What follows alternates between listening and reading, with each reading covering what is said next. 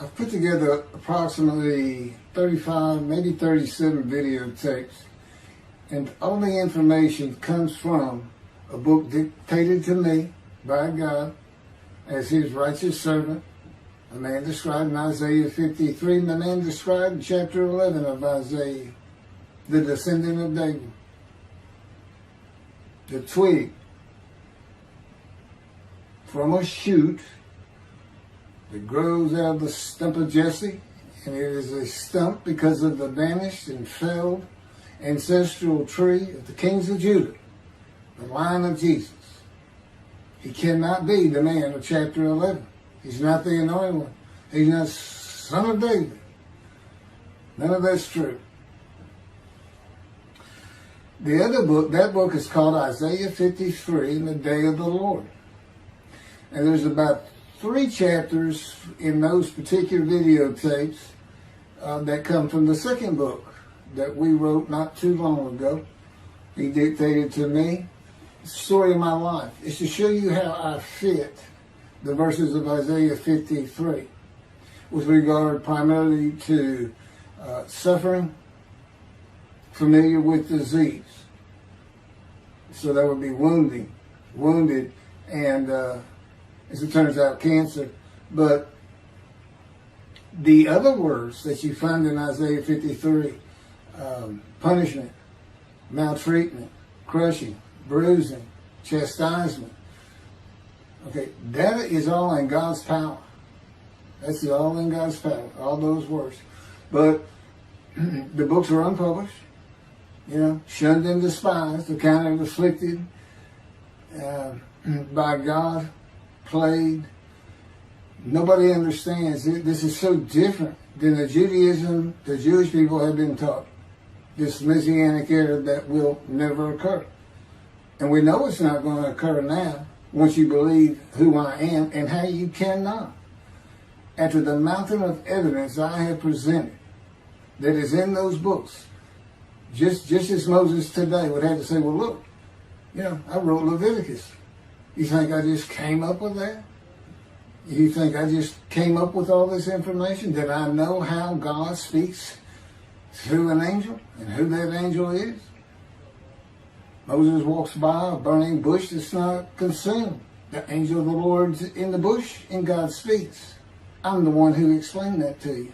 I shouldn't have to go any further than that. The God says the rabbis, the shepherds, they never listen to my prophet. They think they know everything. Well, I'm going to keep showing that they don't. This is primarily for the people who listen to them and not them. I don't expect them to ever respond. Because by responding, they have to say they've been wrong. Or that's just not what we believe. And so they won't change. The bottom line is they make money on it. That's the bottom line. God had me watch a video of Tovia Singer just for this one purpose I'm about to tell you. He said, watch him raise his hand.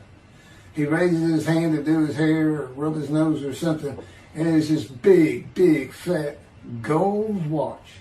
And this is how you know this is a God of old. He said, look at that. Look at that. I said, well, he does dive. His skin dives, scuba dives. I said, it might be a scuba watch. He said, that's no scuba watch. That's just a big, fat gold watch for everyone to see. And he makes his money on Isaiah 53. At least that's how he really got going. I don't know. I know he has a radio show. But remember, I'm in the fire of refinement. Everything God does with me is to draw emotions because I'm going to be emotionless once I get to Israel, for the most part. He'll let me feel what he wants me to feel. But nobody can get under my skin. You can't bother me. Even if I seem like I'm mad, it doesn't carry over to my insides. And I don't think about it any more than while I'm, as they would say today, on a rant, getting on somebody. But, I bring his reckoning. I laugh. I tell him, you know what I am, don't you, God? He said, I know you're a lot of things. I said, no, I'm the reckoning, and I am the wrath. That's what I am. He laughed. Holy Spirit laughed. That's what, yeah. I said, righteous servant, David the shepherd, Elijah, prophet like Moses. I like wrath. What's his name? Wrath. What does he do? He brings a reckoning. But anyway, I'm going to go through these early years of mine before God spoke to me. It's chapters 1 through 6. Chapter 7 is God speaks to an atheist, and I've already videotaped that. Walking with God, and something on visions and visuals. So the first chapter, this is what he told me to write down birth and tragedy. I was born in Bryan, College Station, Texas on February. It's just in from the Holy Spirit, yes. Like you couldn't ask me before I started. Yes. Oh, this is only for the people who come to believe in me. I don't expect anybody who's been viewing these materials and, nobody's really subscribing, a handful, to be believed. Again, I can't imagine. I don't know what you people want. I don't know who you think's going to come to do something different. How are you going to know who David is? I mean, according to Judaism, there is no description of him. How are you going to know who he is? All this being presented, and I know Jewish people have seen it, only 60% of the views are coming from the United States. Now, I don't know that means 40% is coming from Israel. Probably not. You got Canada that's be a big follower on my WordPress site. And really just all the countries of the world at one time or another have looked at some of this information as I wrote my blog, and the blogs became chapters. But I'm assuming some Jews have heard of what some man is saying he is Messiah, and they're watching. Well, this is for those who come to believe, the people who want to be the witnesses, the many made righteous. By my knowledge, by the things I can tell you that God would have me say to you. So, this might be bored to tears with others, but it does show suffering, pain, and emotional pain, my background, and just who I am. Not just some kook out here. People say, well, he's hearing voices. Listen, as a lawyer, and I even did criminal law, I've seen some of these people who hear voices. I promise you, that's a person who should be hearing voices when you just see them and watch them for a couple of minutes. It's not me. Excuse me. Okay, I was born in Bryan, College Station, Texas on February 21st, 1957. And that's interesting because that's the year the first satellite went up. Russia sent up Sputnik, which was really 3 different satellites, and altogether they were called Sputnik.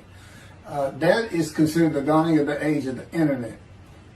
Now, I've asked God, how did you select me? How did I be blessed with this and learning all these things with this crazy life that I've had?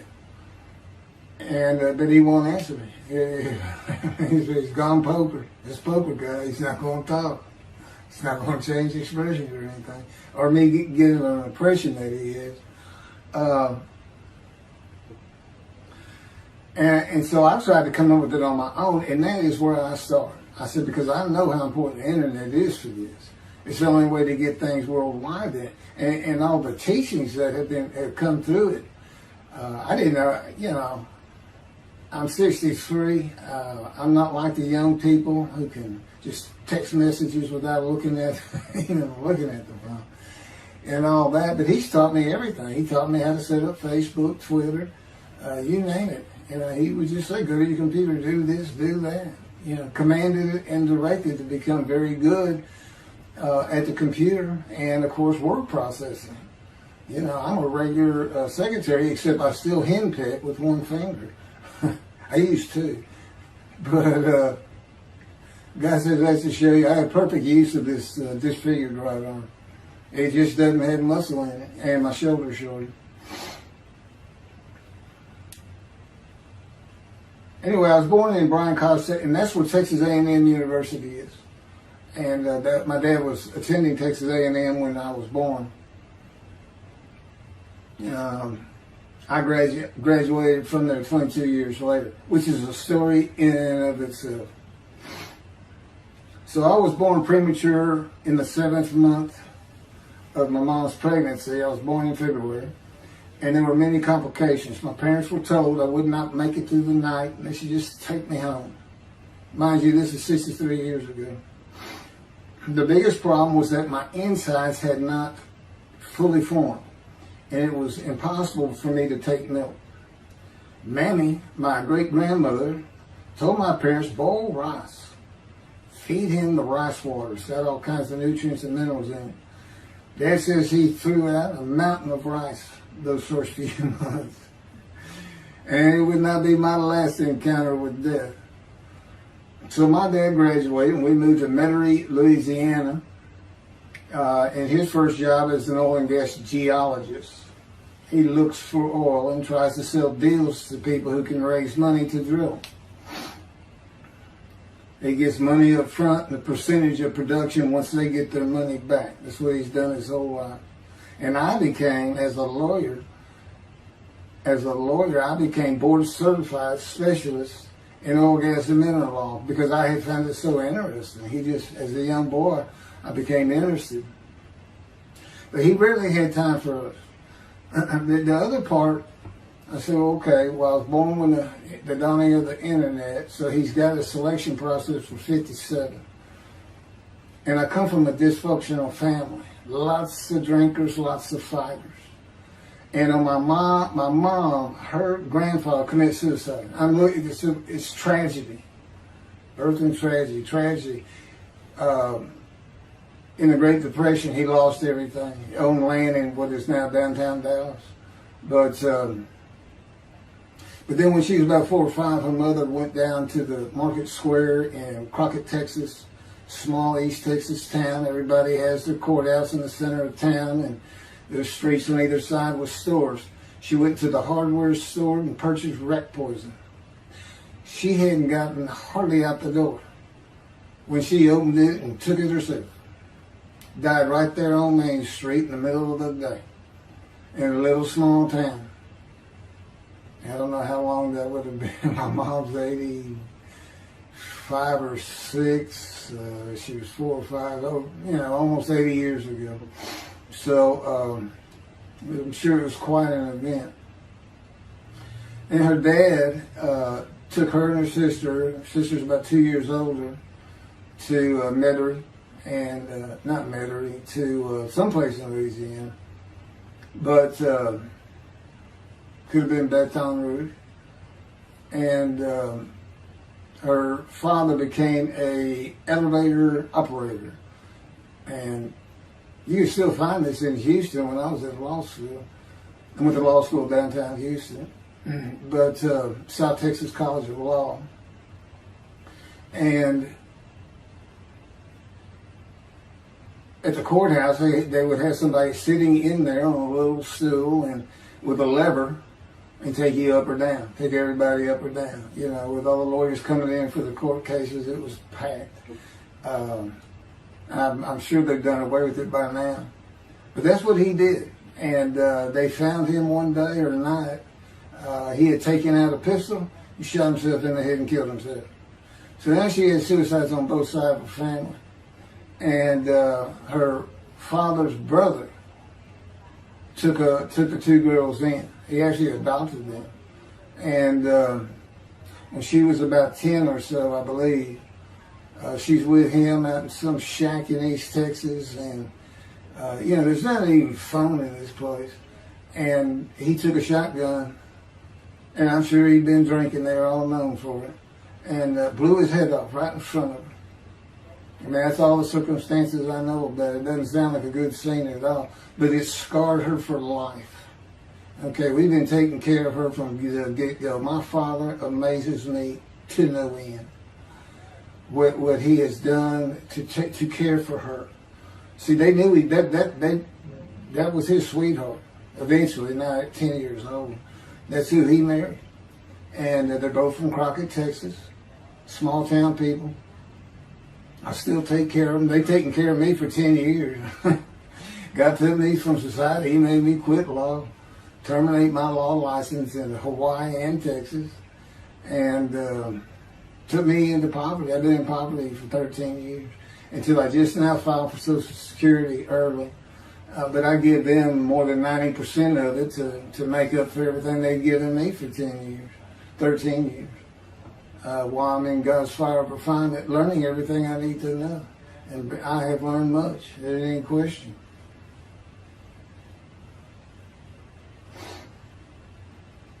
So anyway, there's 3 suicides.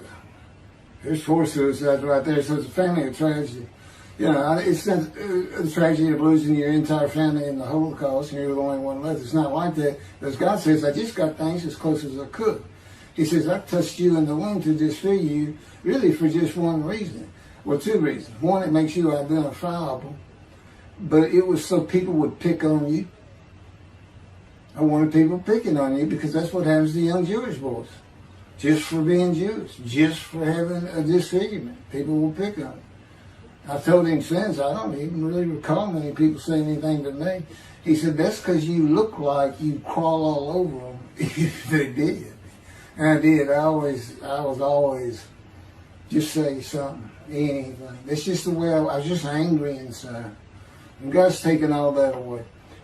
But I can still go on a good rant. But, and then my mother in the 60s, young people may not know this, but that's when, you know, the Woodstock and marijuana, LSD, everything started getting big. And at the same time, doctors were just handing out pills left and right. Valiums, painkillers, Percocets, you know, just asking for it. They were writing scripts. And I know today they put a lockdown on that, but she got heavy into it and drunk all the time. I'd have to come home from school and stay with her, and she became such a different animal, a different person when she drank. She became a little girl, you know, and having your mom act like that and slobbering, and, you know, I'd go in there to be Valium dripping out of her mouth with a bottle of booze by her. So it was an ugly scene. And so I came from a dysfunctional family, so I think God wanted that. And He's there with me from my first year to make sure that I live a life of suffering. He orchestrated many of my wounds. And He's taken me back in vision to see these things. And His visions, one thing you don't pick up in the Bible, when I say Bible, I'm talking about the Jewish Bible, the Hebrew Bible, that's not, unless I say otherwise. Which is like when God says, my peoples. If He just says my peoples, He's talking about the Jewish people, the chosen. I mean, He may say the peoples of Moab, or just by the context, you know, He's referring to another group. But that comes up all the time. So to add to that, she tried to kill herself a few times. And when I was 10, my dad was at a Texas A&M game in Dallas. And I know it was 1967, so I was 10 years old. Because I'm very familiar with that particular game. It was against Bear Bryant and Alabama Crimson Tide. And he had coached at Texas A&M. So as you can tell, me and my dad are big Aggie fans and football fans. But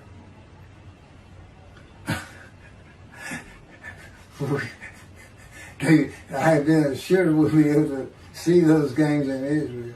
Somehow, my thing take the life. He said, we'll get it. That's the Holy Spirit. We'll get it. I said, he's so funny.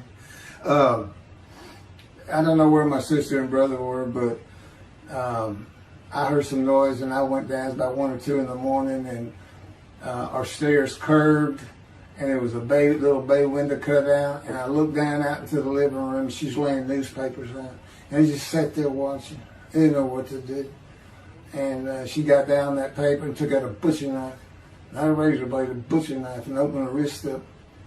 And this happened again years later when I was in high school. She opened her elbow up, and that was god awful. I don't know. But before she bled out, my dad opened that door. I sometimes think she knew he was going to be there soon, would probably save her. But it didn't look good, and I hated myself for not doing something. Maybe that's why I was so angry. Anyway, because I didn't do anything, I just sat there. I couldn't move. I don't know. I don't even know what I was really thinking, really. But I can't. What it did is it told me how much her uncle blowing his head off must have done to her. That must have really hit you. I had nightmares my whole life, but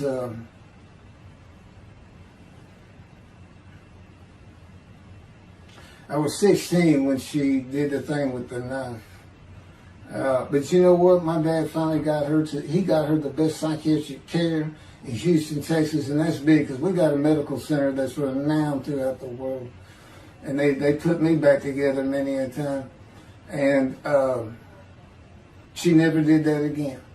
And the amazing thing is how different she is in her very advanced old age. I mean, it's like she was never that person of the 60s and the 70s and the 80s. I don't know how my dad survived it. I'd have never stayed. I'd have taken the kids and said, try to find us.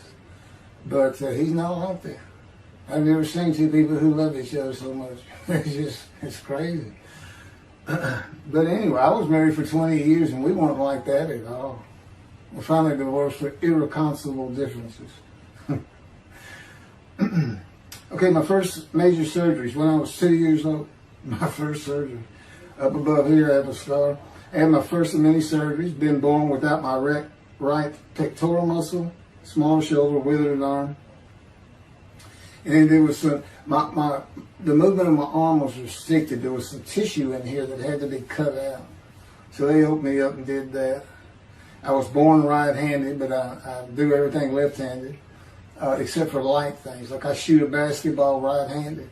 I throw a ball right-handed. Darts, things like that. But bowling, I'm left-handed. You know, anything heavy. And I was quite an athlete. If I'd had two good arms, I'd have probably been on scholarship. I was already offered a partial scholarship at a small school for track, even with this bad arm. But I just didn't have the fast start. You got to have two strong arms just pushing out in front of you. But I was some kind of quick and fast. So we moved back to Houston, to a place called West University, a suburb. And this little story, I don't even like telling it, but God tells me I have to. And he had something to do with it, but I'm not going to go into that part of it. So anyway, I had decided when I was in second grade, I was tired of school, didn't want to go anymore. I don't exactly know why, I just know I said, that's it, and I'm not going. Dad came to get me up and take me to school until I'm not going. And it was on. He was going to get me there. It took him about an hour to get me to the car. Fighting and screaming and running around, hiding, getting under bed. You name it, I was doing it. And but anyway, he finally gets me to the school, but he's too tired. He wasn't even going to try to get me out of the car by himself. So he get out, and he goes and gets the principal. Now, my dad's about 6'2", but he's real slim. And but he comes out with his principal, who's taller than he is, and he's a hefty guy. He's burly. Anyway, so they come, they said, get out of the car. I said, not getting out of the car. I'd already locked the doors. Only the two front doors locked, and it was those locks that you pull up and push down. And so my dad used the key, and he opened up, he popped that lock up, and I slammed it back down. Said, I'm not going to school, I told you. He throws some keys. They start throwing the keys at one another over the roof. The principal was trying the same thing, and I'm slamming his door. I'm leaping across the car. Man, I don't know how long I went, but they finally, in 5 minutes maybe, seemed like an eternity. I was terrorized. That's the way I look at it. Anyway, the principal got it open. And I saw that door open, and I got back on the far other side of it, by the steering wheel with my back against that door. And I curled up like a ball, had my knees on my chest. And he reached in to get me, and I unleashed on him, kicking him in the face with everything I had.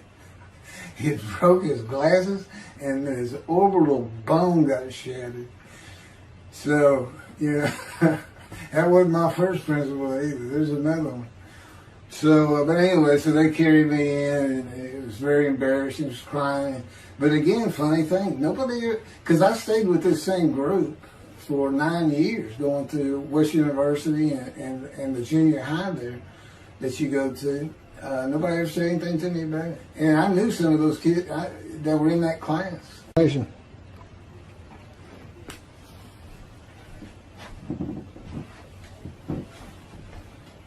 My camera only goes for half an hour. I can see on the screen that I have pointing towards me that when it runs out and I have to turn it off and turn it back on. But anyway, that ended my fight with my first principal.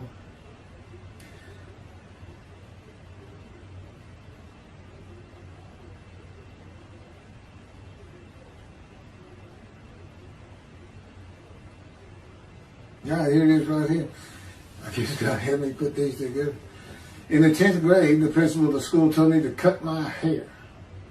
You know, I had long, blonde, wavy hair, well past my shoulders. Again, this was, I graduated high school in '76, and this has been junior high, so it's in the early '70s, but it felt like the '60s still. And I kept in a ponytail. It was neat. It was a school-wide policy. I think I was one of the last people to cut his hair. I was hiding all the time. I was always on the alert for the teachers that would turn you in. But I went and got it cut.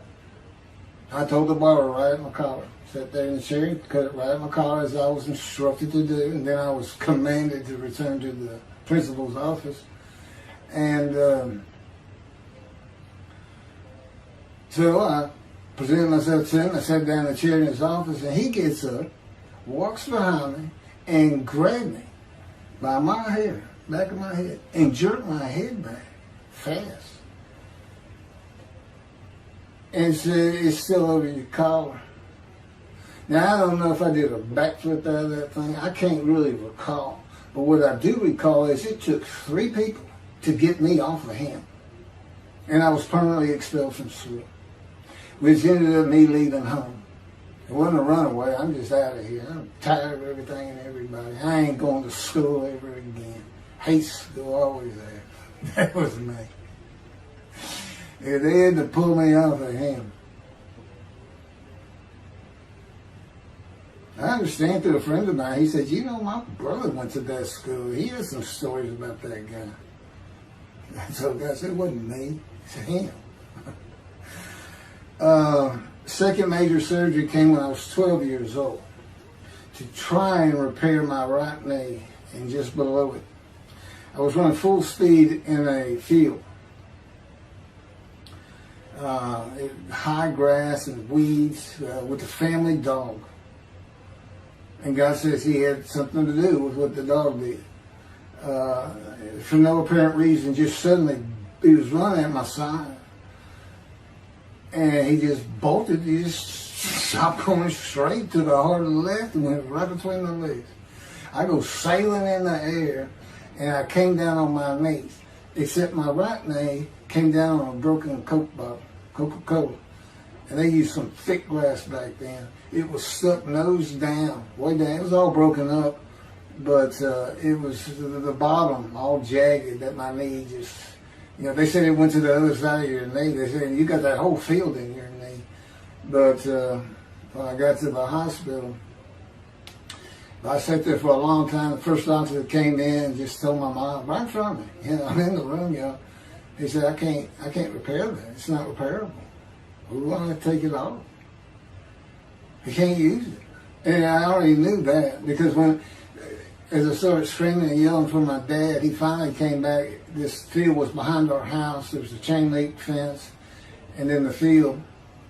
And you know, my dad finally heard me. He got over. He saw the blood, and so all of a sudden he's scared to death. I'm going into shock, and he got me to put my arm around his neck, and he said, "Can you walk on it?" And I tried, and it just collapsed. It was useless. It was, you know, it was awful. And then I had to climb over that fence. And my mom was going crazy and screaming and crying.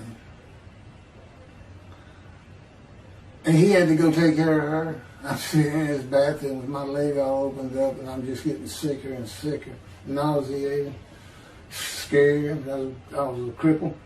And but anyway, they get me down to the hospital. And this, like I said, the first doctors were just like, we don't know what to do. And just right then, and God says he knew he was going to be there. This doctor walks by, and my mom recognizes me. And she goes, Dr. Kane. And she runs out the door. Well, this is Dr. Kane. Her mammy that I mentioned earlier, in her old age, very old, maybe been in her 90s, I don't know, late 80s, but living with her sister, broke her hip. And this doctor repaired it. This is a long time ago, people. Repaired it, and she actually walked again with a walker. I remember. But that's who this doctor was. And she said, my son, they're going to take his leg off. You've got to come look at it. And this Dr. Kane actually became the medical doctor for the Houston Oilers. He repaired many in me before and after me. I guess that's what he specialized in. But he was there at the hospital just to do rounds. He wasn't dressed for surgery or anything. But he came in that room, and I mean, he was livid when he looked at my knee and knew how I'd been there for like 5 hours at this time. And he just started barking orders about getting me prepped for surgery, and he takes off to go get prepped. And they literally ran me down to surgery in a gurney. I mean, they were trying. This kind of fear he put in everybody. Anyway, I was in the hospital for weeks, and I woke up with my leg. I was glad of that. But I had a cast from my hip to my ankle. And he told me, when I finally was being released, he said, if you put any weight on that leg, you'll never walk again. So, I can't remember, 6 weeks. I don't know how long it was that I had that cast on. It wasn't my first cast, it wasn't my last. Or maybe it was my first. Maybe it wasn't my last. That's another story. We're not getting very far. There's 6 chapters. I'm barely getting through the first one. But what I'll do is I'll just do 6, just like I did with Isaiah 53. I did 6 or 7 videos, 7 I think. But then I joined them all together and put it as one video, the definitive commentary of Isaiah 53, which comes straight from God, by the way. I mean, you can contest what I'm saying all you want, but it makes perfect sense. For the first time, Isaiah 53 is explained. And how did I become the smartest religious Jew in the world who can see that? And what the wounding and the punishment, everything's about, and how it's really, in some ways, a snare for the Gentiles for the day of the Lord. Because he knows he can take me and just decimate any argument they want to put forth. You know, in particular, I'm blemished. I'm the Antichrist. In that I am exact opposite of Jesus Christ. Okay? He's so smart, he was teaching synagogue at 12. Supposedly he was a perfect, beautiful man. I'm disfigured. You know, I'm not bad looking, but I'm not, I'm not Brad Pitt or anything. Anyway, a sinner, I wasn't a habitual sinner. I was a good person. I was good to other people. I was very compassionate. I said there was already a lot of humble in me. I didn't laud myself and the things I could do over others. Like being the fastest guy on top 5 at school and the fastest in the neighborhood. I didn't brag on myself. But as he took me back through my life, and informed me when things were sin, it just seems like I touched on all of them. And if murder in your heart is actually committing that sin, as the Christians say, I don't really go with that, but then there's really not much I've missed. So I'm a sinner. And, all Jesus can say is, well, I'm a sinner too. I'm lying. All you got to do is read the scripture in the Gospels. You see where I'm lying. That's easy. And I came from the banished line. I thought I was the man of Isaiah 53. I thought I was going to be exposed to death, but given long life. This is what he would tell you if he was here. He said, but you know what happened? They crucified me. And on the cross, I realized I'm not that man. This isn't exposure to death. This looks like a sure thing. Father, Father, Father, why have you forsaken me? That's Jesus Christ saying, I'm not the man of Isaiah 53, and I just figured it out. That's what that is. I ask God sometimes, you sure you didn't have that written? Why on earth would they write that down? At least forget about it. We need to forsaken me. That's what it's about, Christians. They got their way. They can explain that being counted a sinner means he got crucified with the sinner beside him being crucified on each side, left and right. So there's three of them, so he's counted a sinner. Okay.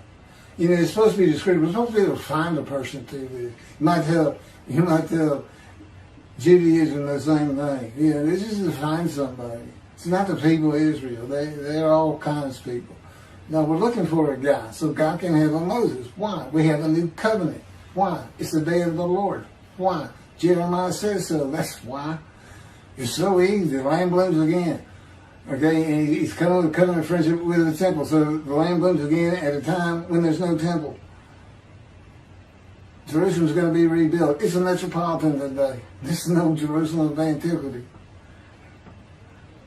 The old city might be too big. And I'll make a new covenant with you. I'm going to forgive all your sins and remember them no more. That will cause Torah to be written on your heart. It's a metaphor. When did he do this before? Oh, that's right.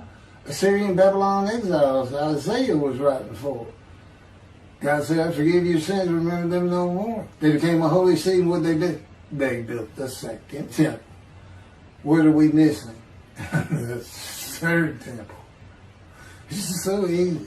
So it is the day of the Lord. There ain't any question of that. I'm just telling you, it started with the Russians. Said that up Sputnik, those old Ruskies. And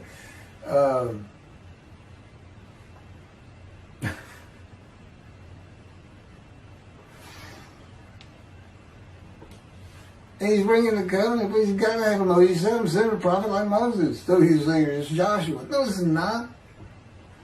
God needs him today, the day of the Lord. And guess what? He gives us a description of him. He knows this is a time of secularism, reliance on science and medicine and doctors. And you got so many more people who the only book out there is not the Hebrew Bible. There's a lot more books than that. You know, there's all kinds of distractions, television, cell phones, computers. You know, back then, you know, you just sat around and said, what do you think God's doing?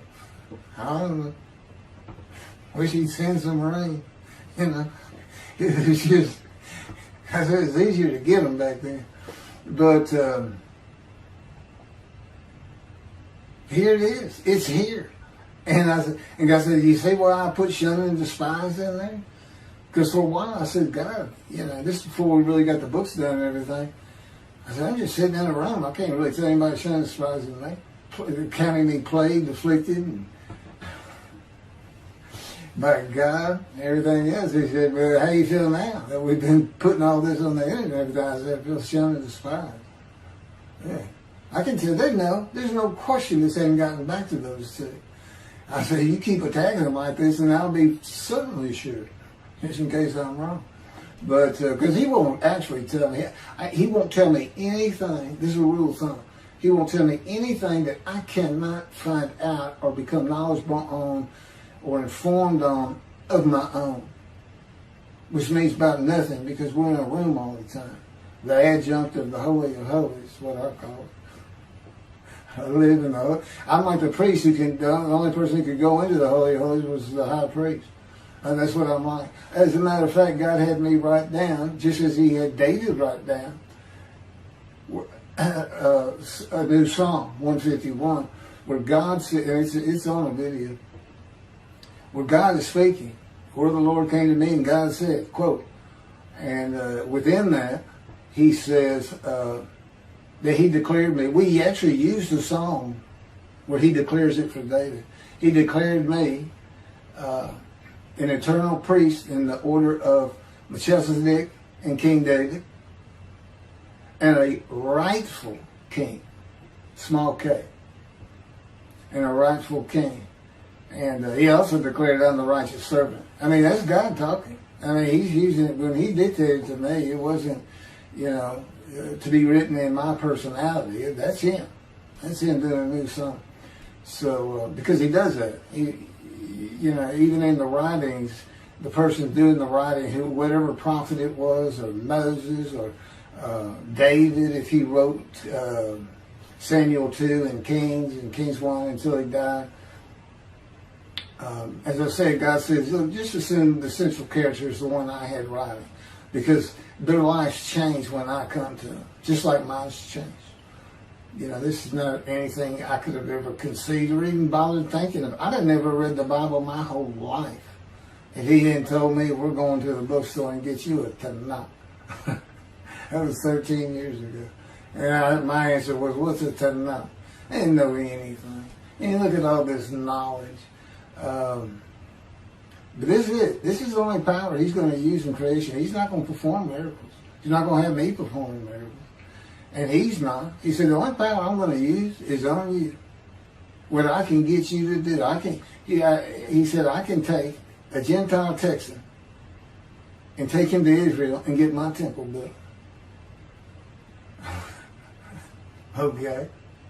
He said, because that's what you say to God all the time. Okay. And one night, I hadn't even read Isaiah 53. He didn't come to me and just say, offer yourself for guilt. I crush you with cancer. It was me that did. That's not, I wouldn't have known what he was talking about. We finally get to Isaiah a couple of years later. He said, keep reading Isaiah 53. I said, okay. And so I read it. I said, okay, finish it. He said, who do you think that is? I said, I have no idea. I can barely read it. I didn't know what it's saying. I said, I think these two verses ought to be up here. I said, you sure nobody messed with this thing? He said, nobody messed with it. It's just how I had Isaiah writing. He said, that's you. I said, oh, okay. And I couldn't help myself. Good luck convincing anybody. I can't even tell what it's saying. He said, before we get done, and he's right. I've been over that thing so many times. From my original version of Isaiah 53 that he dictated, or told me how to put together, but every sentence, every word is his. We've changed it up and added things. I've learned things. Like I didn't know about the test of devotion. I didn't know why the angel was leaving early in Malachi 3, but I do now. And all that would cause an amendment to my midrash on Isaiah 53. And, the book has me, these are all on videotapes now, me and Rashi. Rashi, the first one to come up with this is Israel. And, I look at his answers and I just shake my head sometimes. You should see his answer in Malachi 3 for the angel of the covenant that you desire. There's only a covenant of friendship in the covenant of Jeremiah. And this is his answer. It's midrash, so he just takes a section of the angel is on the way, and it just says the angel of the covenant. And his commentary is the angel that avenges the revenge of the covenant. I said, what does that mean? What was he talking about? I said, you guys being funny. He said, I don't know. I said, you do know. He said, well, I'm not telling you. So, God likes to feel as though he's laughing. He doesn't actually laugh. He sends me a perception that he does. Or he uses me to laugh. I've mentioned that in a video. Because he can't. Well, he controls my words. I learned that in walking with him. Just one day, I'm talking out loud as we go. I'm discussing man and divine beings as though I had a sermon I was giving or a speech to somebody or a seminar. And I'm rolling, and I can tell he is really making this thing rock. He's taking it from here to here to here. And we're going. And I'm going. And all of a sudden, I use a word or a couple words that I simply don't use. And they're not what my mind was even thinking of. They just came out. And I just stopped. I said, did you do that? I didn't even say, hey, did you just make me say these two words? Because I knew he knew. I said, did you do that? He said, I did. He was almost indignant. I did. I said, okay. Anyway, that's where it all started. Now I know. Okay, guess who that is? That's the Holy Spirit. Using me. He doesn't sound like that. But he'll use words like that. Said he's getting bored. They like to cut. I mean, let me just say this. This is part of guys you don't know, and it's not all the time. Just some of the times we do tend to get kind of silly in here. But, you know, they do things after a while. I'm like, you know, I feel like a kindergarten teacher, and I got two of those kids that you just shake your head at. You say, this is a handful. These two are nothing but trouble. Always fooling around, looking for a laugh.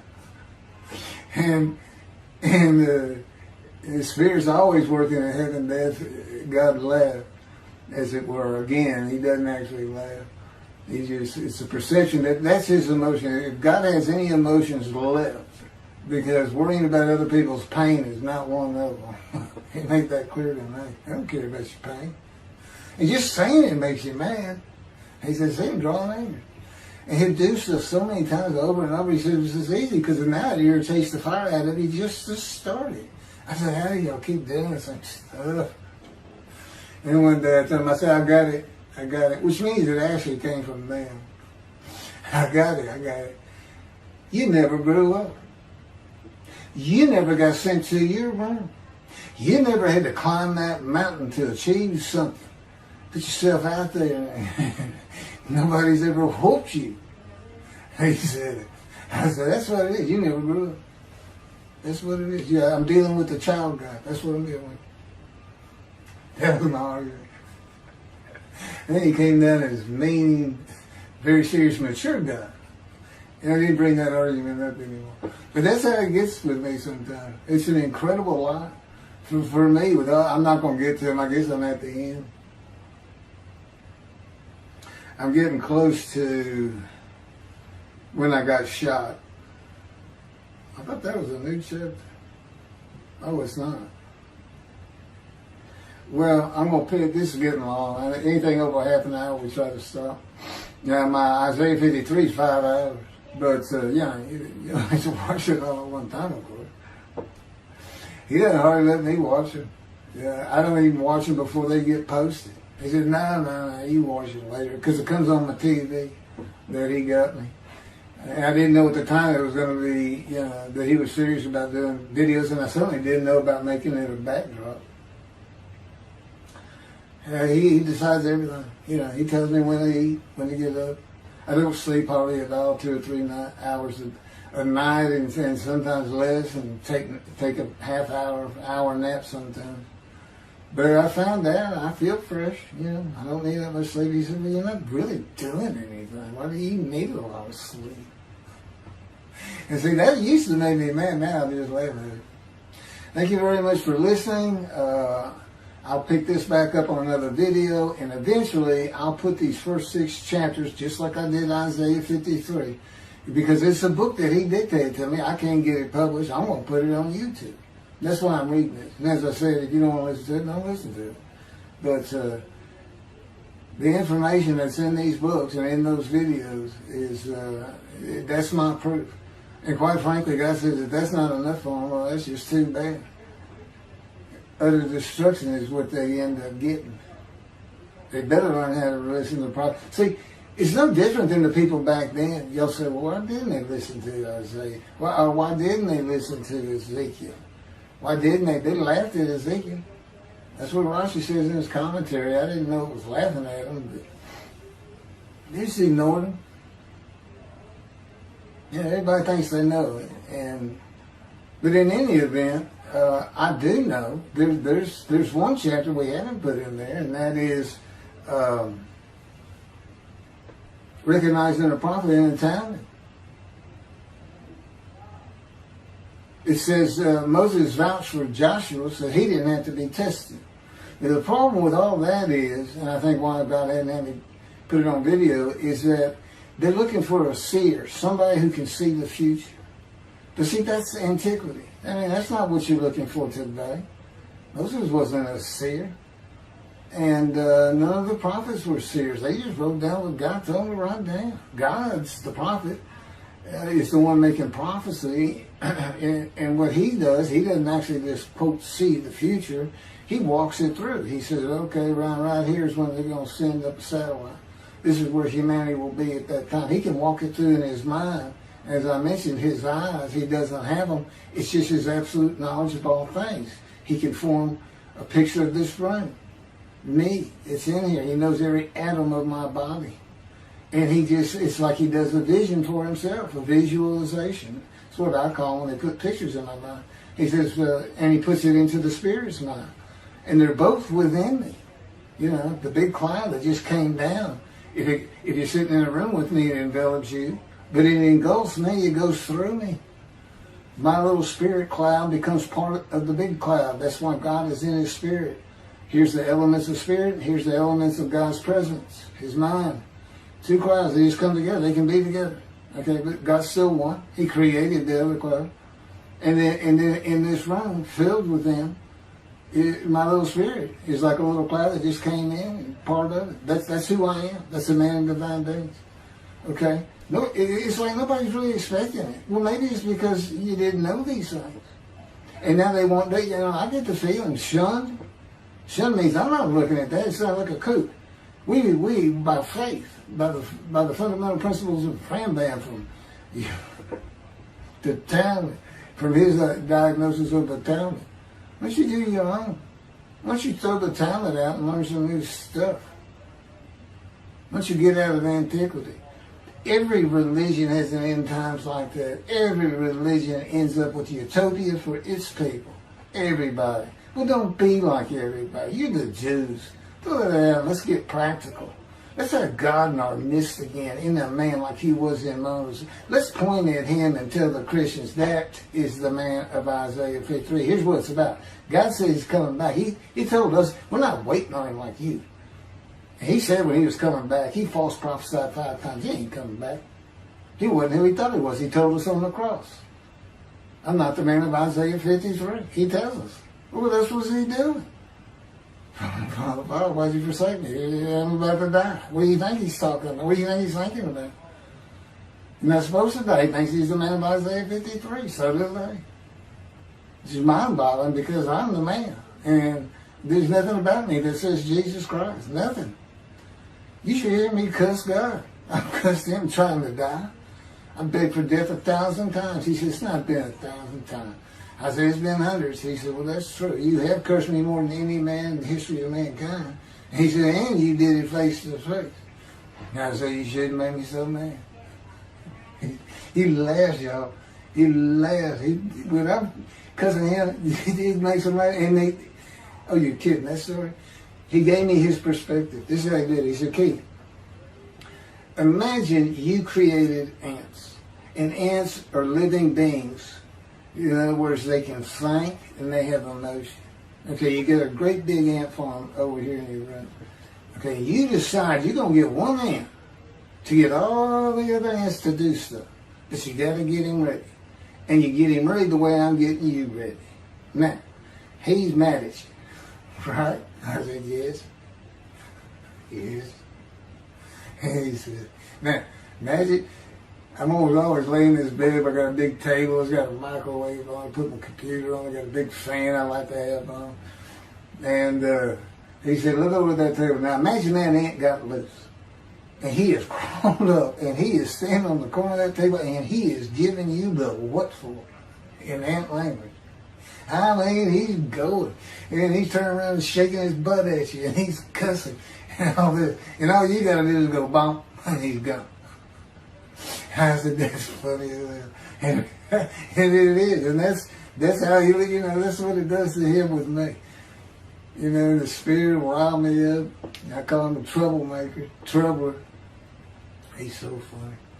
But God's so humorous. There's a difference in their humor. Okay, that wraps up. I'm told that does wrap it up. I'm going to pick up a gunshot.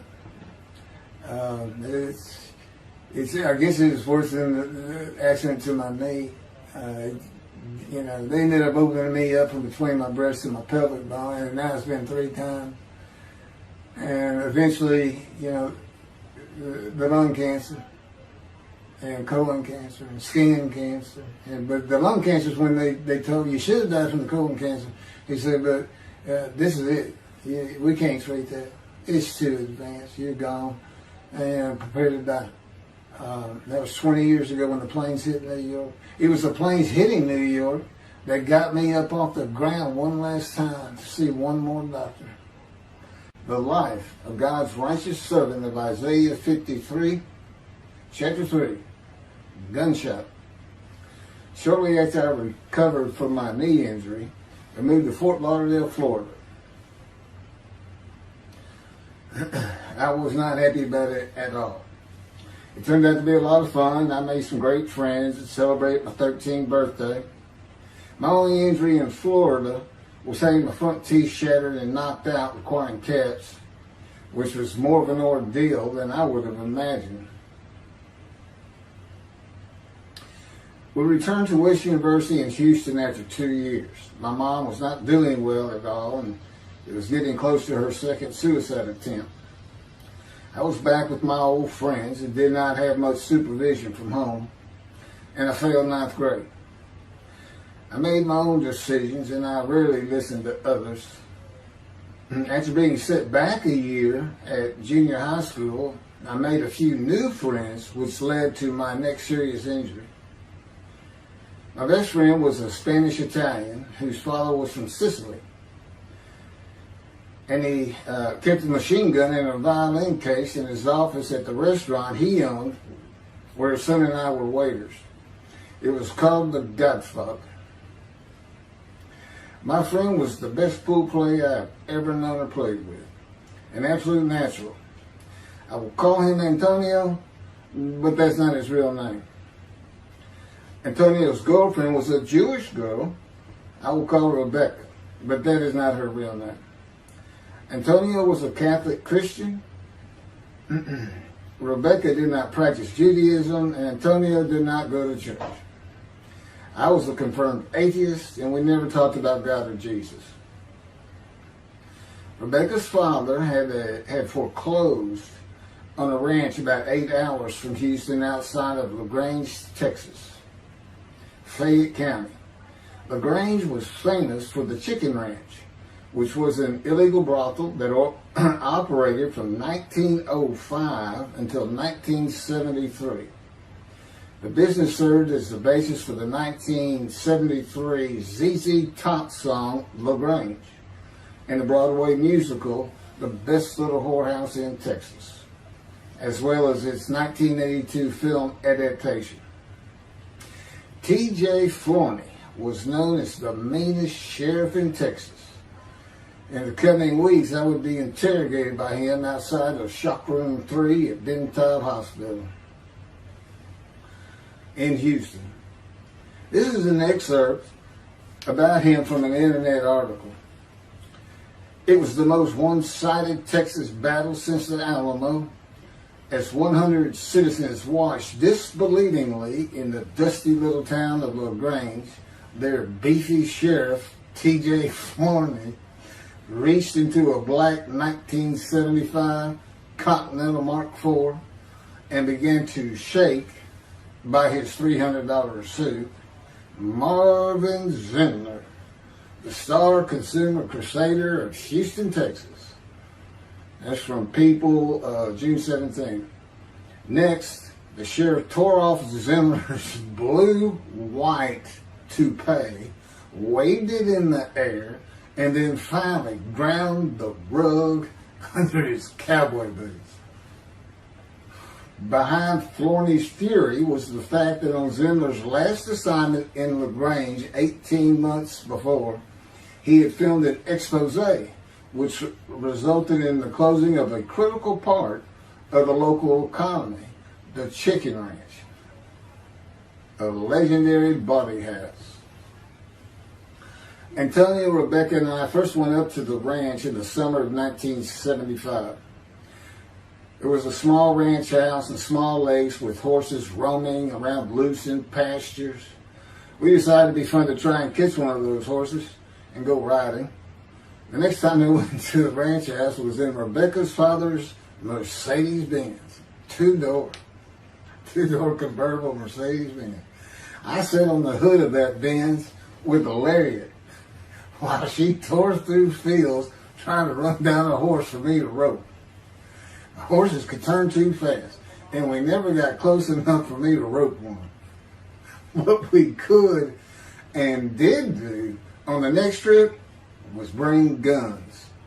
A 30-30 rifle, shotgun, and two 22 caliber pistols with holsters. As a backdrop, Antonio and Rebecca had broken up as boyfriend and girlfriend, and her attention had turned to me. I did not believe that caused any friction between Antonio and me, but it should have. It did not seem to be a source of animosity of Antonio towards me in any event. On October 5, 1975, we were all back at the ranch having a great time. Tony and I were shooting at cans with our pistols and practicing a quick draw from the holsters. We were standing shoulder to shoulder, about 3 feet apart, and he was a little forward of me. Rebecca came up behind us, between us, and said she wanted to shoot. Antonio passed his gun to her, and it fired when it was going by me. The bullet went on a straight line through my bladder, intestines, and colon from the front right and lodged in the back of my left buttock in my backside. I could see the trajectory in my mind. I fell to the ground, and Antonio fell on top of me, rolling me over and over. I think he was looking for an exit of the bullet. I told him to get me to a car and get to a hospital.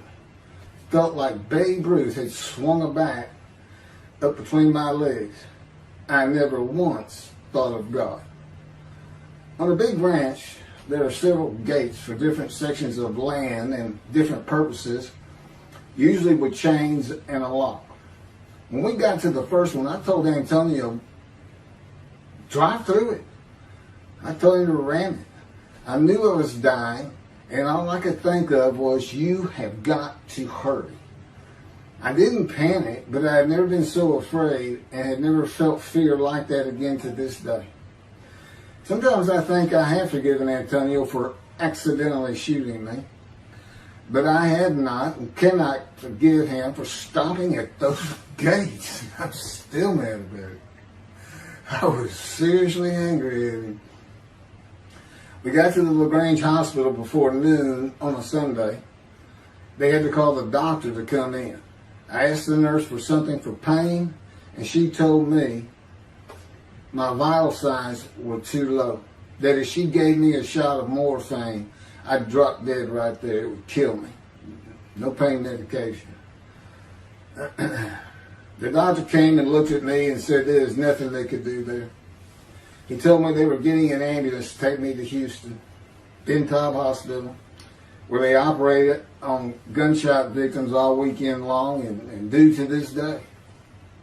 It's a trauma hospital. Many young doctors from Baylor University, all around the state. It's the high desirable place to be because you're cutting all. If you want to be a surgeon, you're cutting all day long. I knew one thing with a certainty. I could not pass out or fall asleep. If I did, I would not come back. In an ambulance, I talked to two fellas that were tending to me, as much as anything to stay awake. I asked them such things as what it was like to be married, graduate high school, have a career job, but my mind repeated over and over, you have got to hurry. We arrived at dusk. This happened before noon when I got shot, so now it's getting dark. When the ambulance opened, my brother jumped in to help.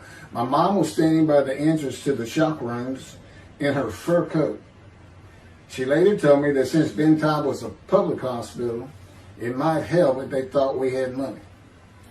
I didn't see my dad, but my sister told me later, the whole way to the hospital, all he could say was, to God, please don't take my boy from me. I had stayed awake for some 6 to 8 hours in awful pain. They took me to shop room 3. It was filled with people giving orders and very loud. On the table, the nurse told me she had to put her finger in my bottom, which embarrassed me.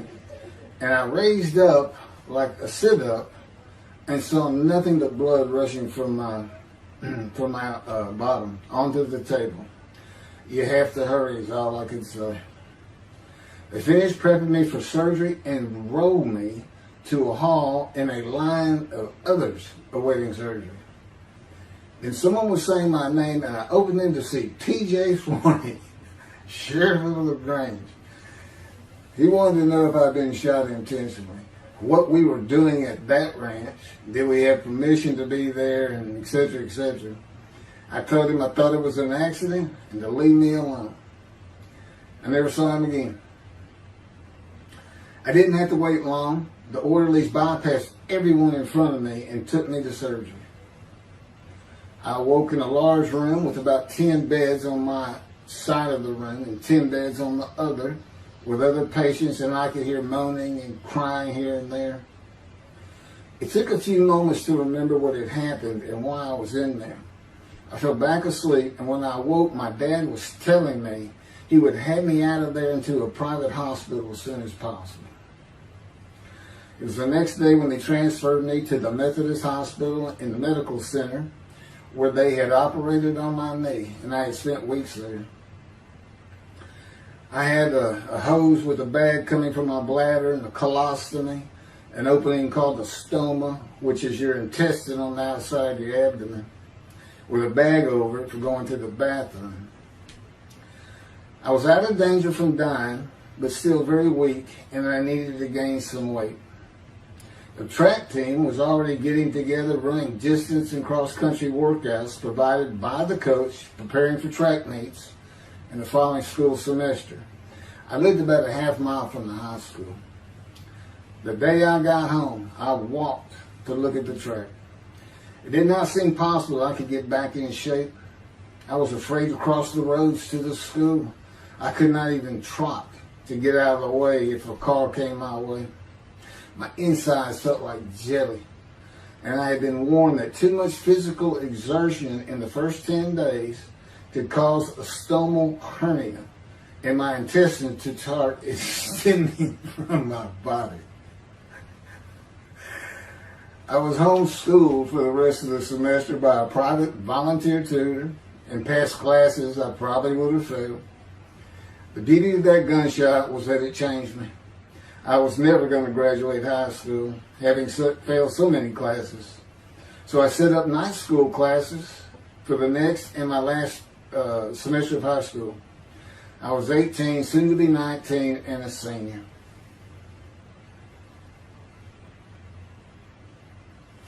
Chapter 4, College and Law School.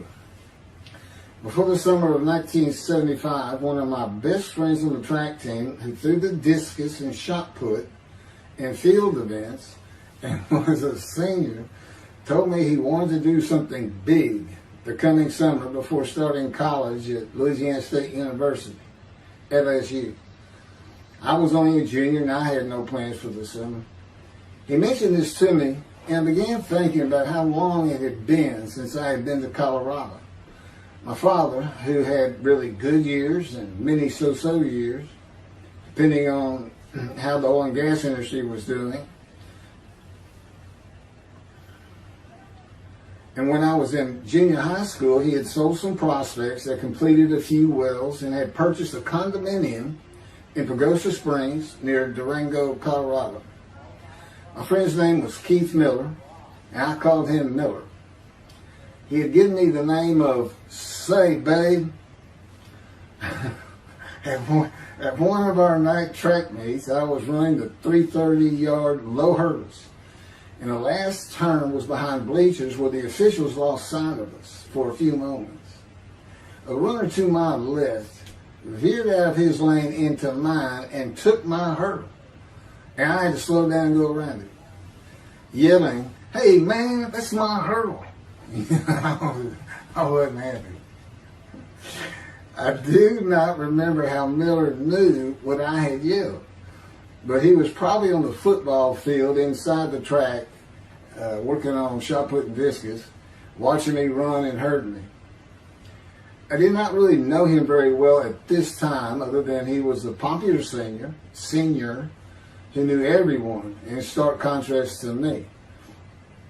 On the following Monday, I was walking down the halls between classes, and coming in the other direction was Miller, though I did not see him. Then as he was passing me, in a loud voice, loud enough for everyone in the entire hall to hear, I hear, "Say, babe, that's my hurt."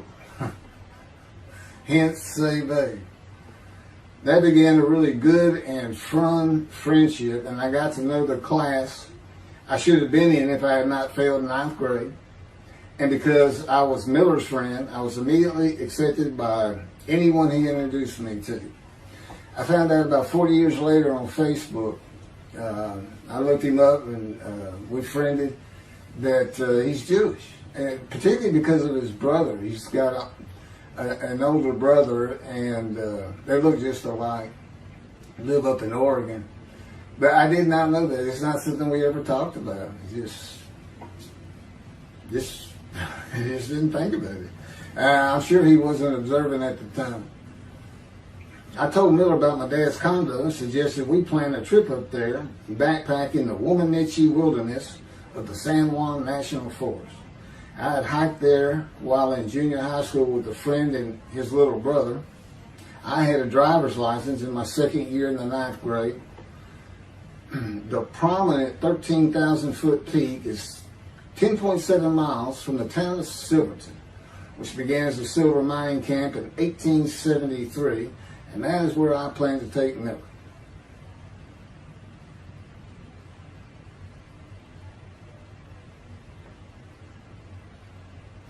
So Miller and I take off. We use his car. As I said, he was getting ready to graduate, and his dad had bought him a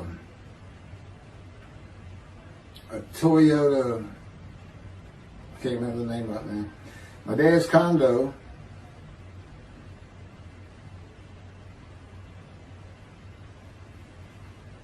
was about 60 miles from Durango, where a train depot is located that runs a train through the Womanichi Wilderness to Silverton. The train is an authentic, narrow-gauge, steam-powered, coal-fired, scenic railroad train ranked one of the top 10 scenic railroads in the world. It's something else. It stops twice in the same places to let off and pick up hikers and backpackers in the Animas Canyon of the Womanichi. At top speed of 18 miles per hour, it takes the train 3.5 hours to travel the 45 miles from Durango to Silverton. Oh, here it is. Miller had a new Toyota Celica.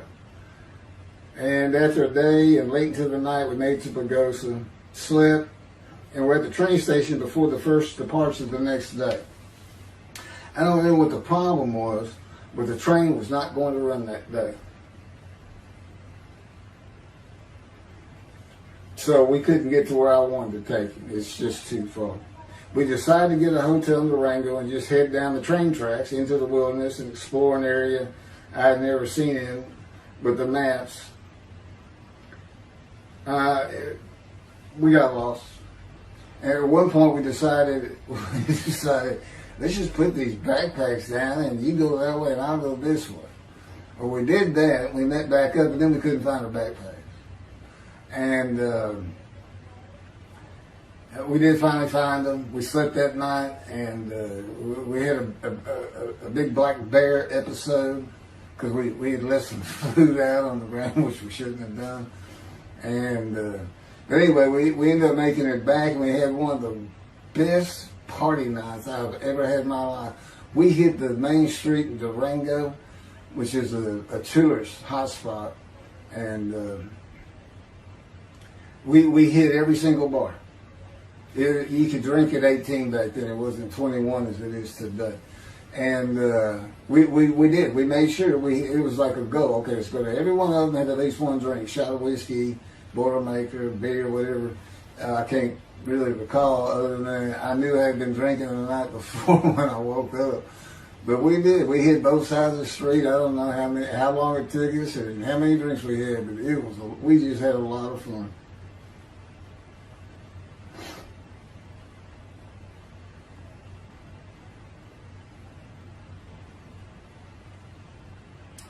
Okay, I'll be coming to chapter, I guess it's 4. I don't know. I thought I was coming up to the cancer story, but this is different. This is getting into alterations while at school.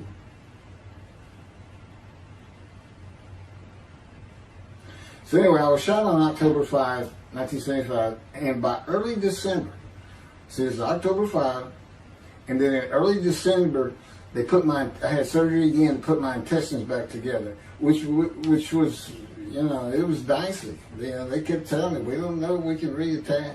There's people like Bob Hope lived his whole life with one of these stonal deals, and it's just a horrible thing. It was successful. They put it back together, and they removed my bladder tube. The girl next door, who I had never talked to other than to say hey or hello, and who also went to high school with me, had been coming over daily, and she agreed to be my girlfriend when I asked her a few months later. I did my night school and graduated last in my class, or close to it, of over 400 people. In late December, I began running with the track team. Now, I had surgery early December, and I already got out there with them, which was difficult. Pulling 2 tires on the cinder track, there's a rope, 2 tires, and you put a harness around your waist. I had to put mine high up on my shoulder. On the cinder track for a lap and a half, 660 yards with 2-minute intervals, 6 times was the toughest. My speed and quickness were still there, but distance running and my endurance, it took quite a while to come back. In early February, just about 3 months after being shot, I won my first 120-yard high hurdles race at a track meet that was fast enough to qualify at the upcoming district track meet for the regional track meet. Winning at the regionals would place me in the state track meet.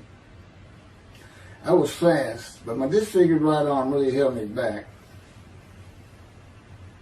Then my heart was broken, and I cried for the first time since I was a child, as best I could remember. My coach, who really liked me, he understood the effort I had put in to get back in shape. Called me to his office, and I knew something was wrong. He told me I could no longer be on the track team. I had too many semesters of school to be eligible according to the eligibility rules. It was because I had failed 9th grade.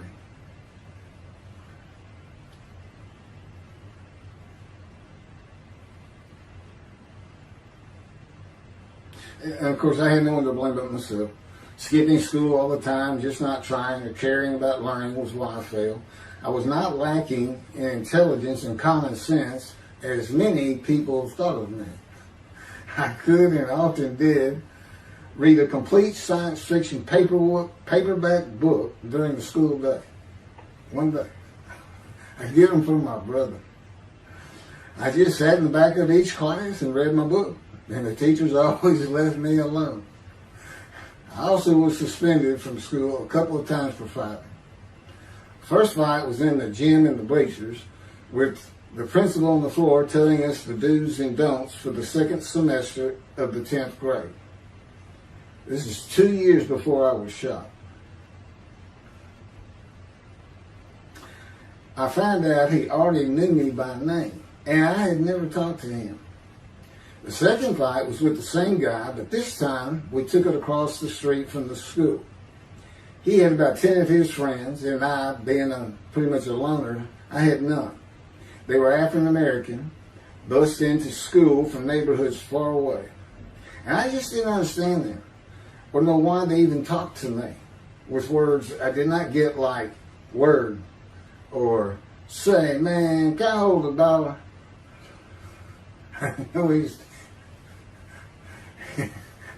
That is what started the fight in the bleachers.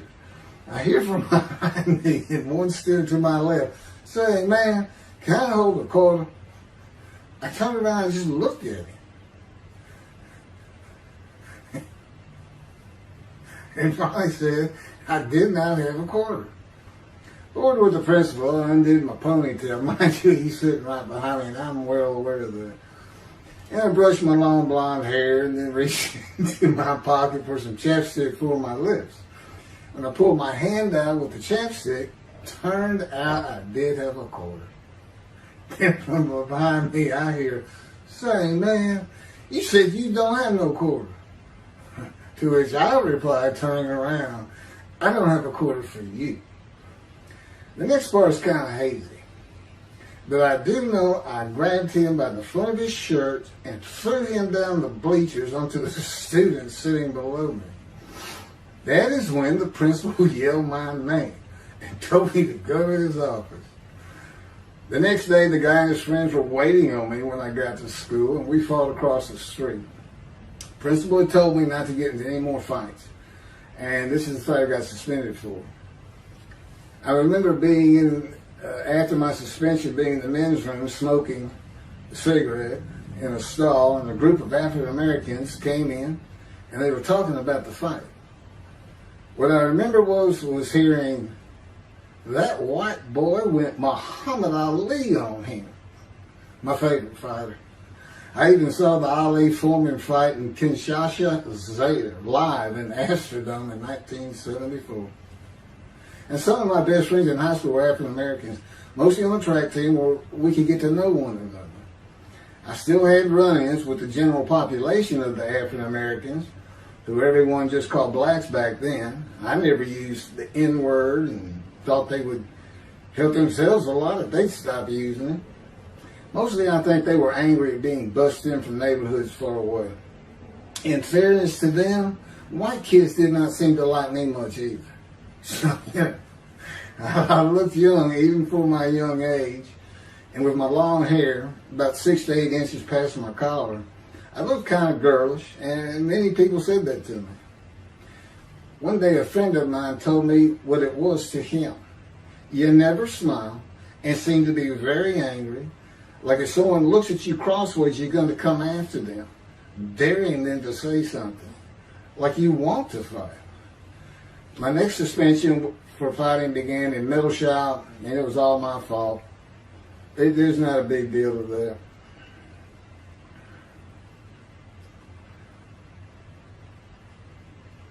The last fight I was ever in came right before I was gunshot at the ranch.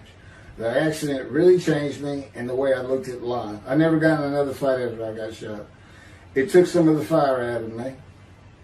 My longtime friend from junior high school and I were at Memorial Park at night and walked down a train track that ran through the woods, away from the streets and recreation areas. We went to the center of a long railroad trestle bridge that ran over a bayou to wait for a train to round the corner from either direction on a single track. When a train would round the corner, we had to run and jump off the trestle after clearing the bayou. We were drinking beer. As we were sitting, we started talking about the price of gas that was 44 cents a gallon in 1975. Anyway, the trains weren't running. We got up to leave, and as we're walking down the steps, he said something about my father and about how to find oil and gas. And I turned around and just hit him with everything I had, with my right arm. And I realized, what a stupid thing to do. I called him the Big Sweet. He's huge Norwegian. His hair was white and long and longer than mine. His hand was the size.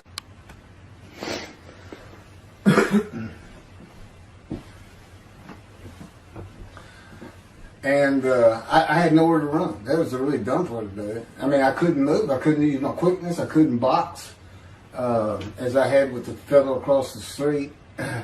And he just took one big swing. He's very athletic. Coaches all wanted him on the high school team, but he didn't want to. Football team. And but anyway, he hit me just one time. That was the whole fight. It was just 2 hits. My measly hit with my right arm.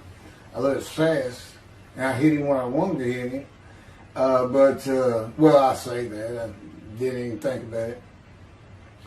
But he just about knocked me senseless. I mean, I saw red. And so anyway, that was it for our friendship. We just, although after I got shot, he and I got back together a little bit. But by that time, I had met Denise next door. And I wasn't going to be going out drinking beer at the trestle anymore. I was going to get serious, and that's when I set up my night classes and everything. The big Swede.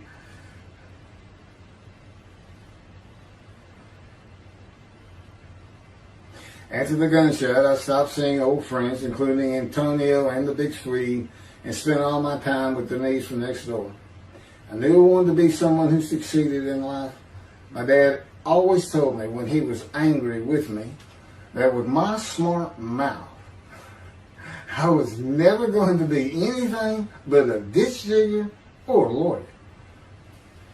While he said lawyer in a derogatory way, he got me to thinking I'd like to be a trial lawyer. I had to get into college first, and the only school I wanted to go to was Texas A&M University. Anyone who had ever known me would tell you that I was not even close enough to being smart enough to go to any college, much less Texas A&M. I would tell you I had never applied myself to the task of learning. Texas A&M denied my application.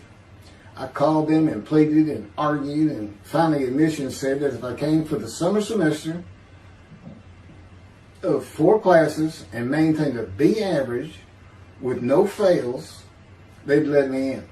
I did it, barely. I almost failed calculus to get a D. Just a quick thing on Texas A&M, because it relates to World War II, which always makes me think of the Holocaust, and how many Aggies were involved in that. Texas A&M enrollment began on October 2nd, 1876, and admission was limited to white males, and all students were required to participate in the Corps Cadets and receive military training. Many Aggies served in the military during World War II, with the college producing 20,229 combat troops. Of those, 14,123 Aggies served as officers, more than any other school, and more than the combined total of the United States Naval Academy and the United States Military Academy. During the war, 29 A&M graduates reached the rank of general. Texas A&M is more than a great university. It's the home of the Aggie family with a long history of spirit and tradition. And I'm going to pass through all that. You can read, I got all this from Wikipedia.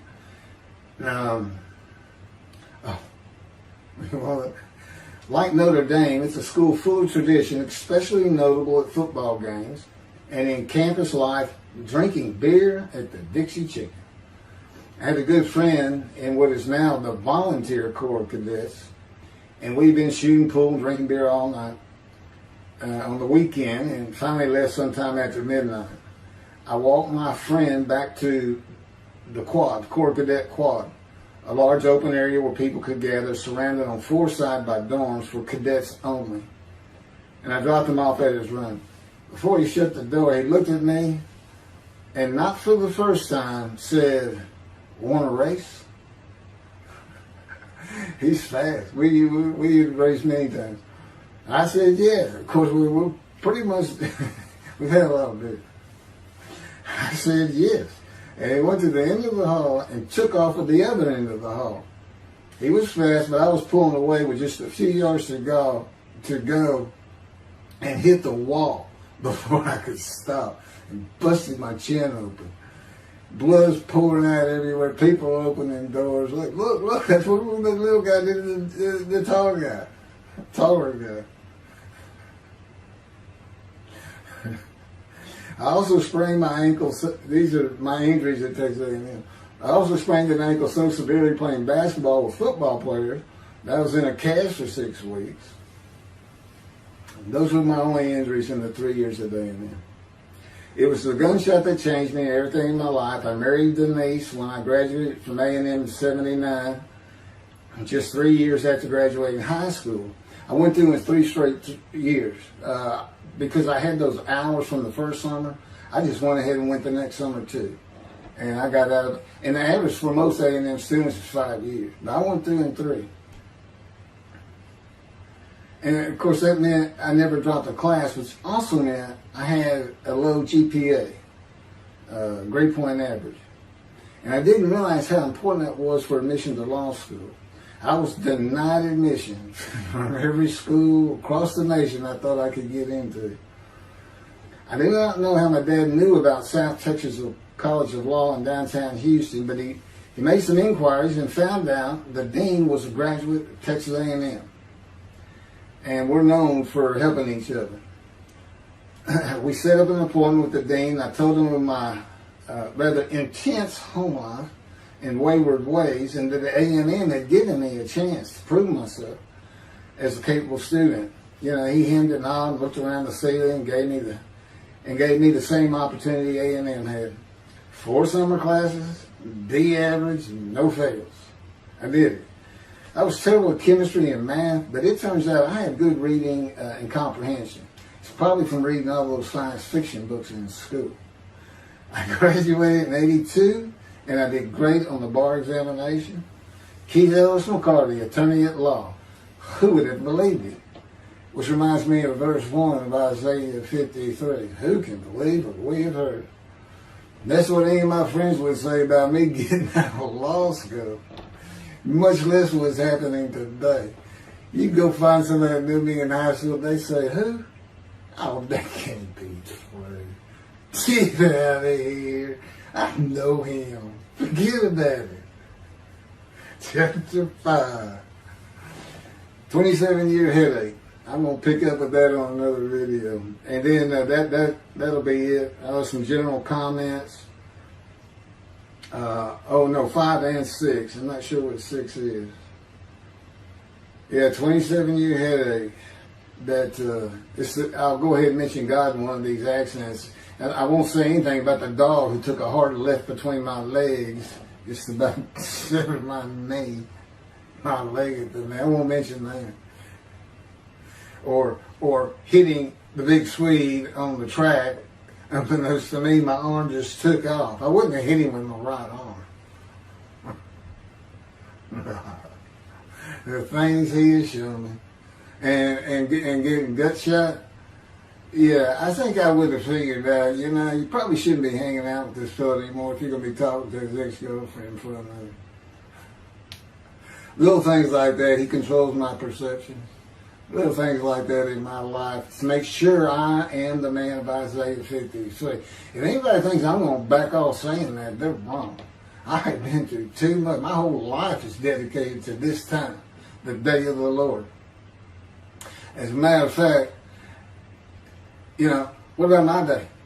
I started thinking, what about my day? Well, he said, well, first of all, God's speaking with you and living with you. Most people say that's pretty good.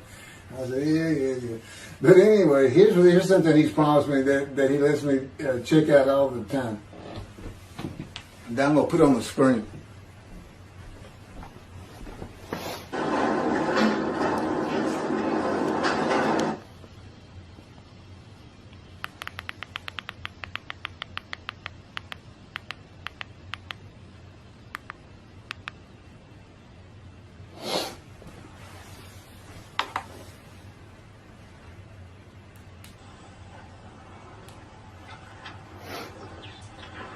The Radiant GP Cycles, Shorties, Slip-Ons, Cold Startup.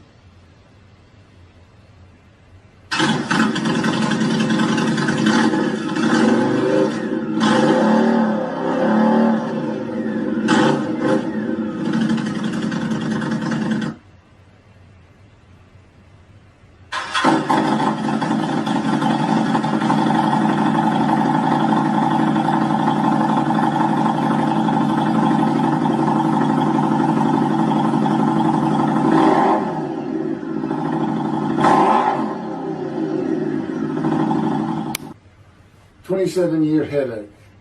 Chapter 5 of the life of God's righteous servant of Isaiah 53. The same year I graduated from law school, 1982, my son Justin was born. In 1985, my daughter Brooke was born. And in 1988, my youngest child and daughter, Laura, was born. I was making good money, though I expected a lot more, in my first job with a law firm that specialized in collections.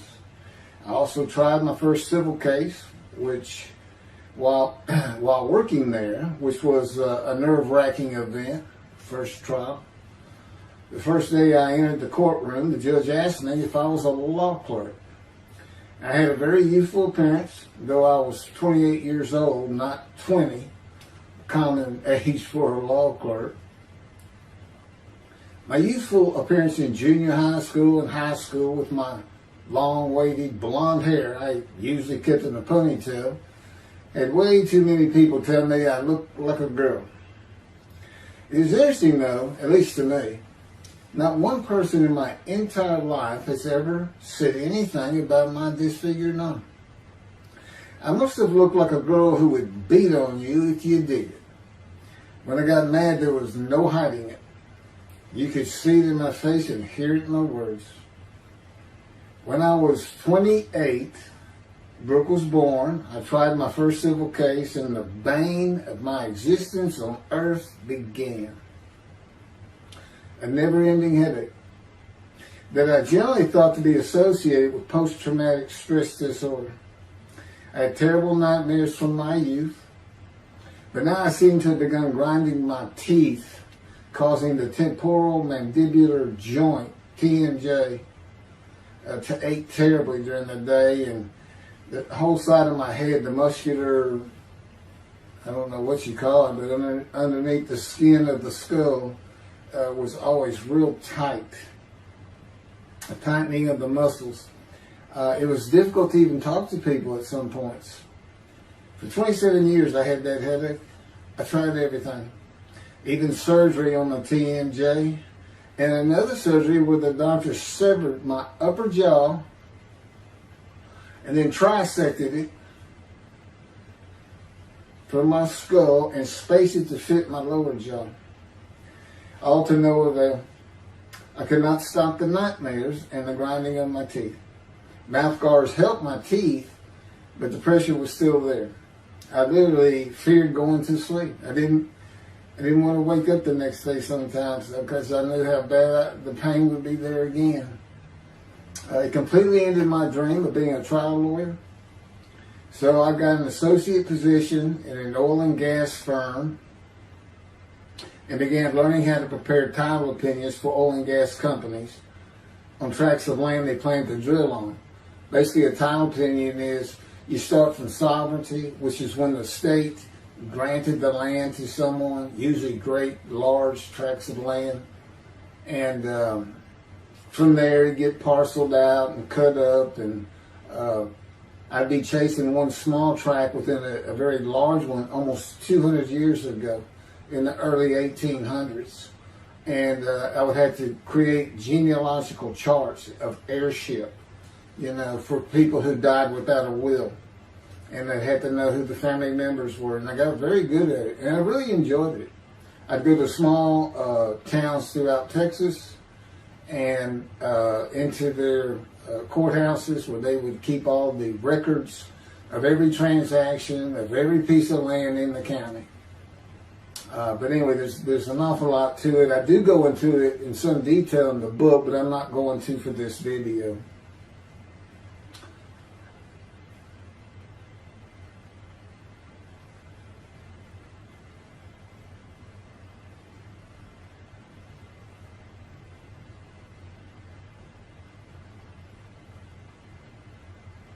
Eventually, I had my own firm. It's just me. In my own office, and I was doing very well, though billing hours for title work is generally lower than other areas of the law, by the hour. But I had also been involved in multi-million-dollar sales of production between oil and gas companies, probated wills, prepared affidavits of heirship, worked with landmen to fix title defects, appellate work, including arguments before justices, plea bargaining in criminal cases for defendants, and anything else that came my way. Then it all stopped, and once again I was fighting for my life in 2001. This is chapter 6, skin, colon, and lung cancer.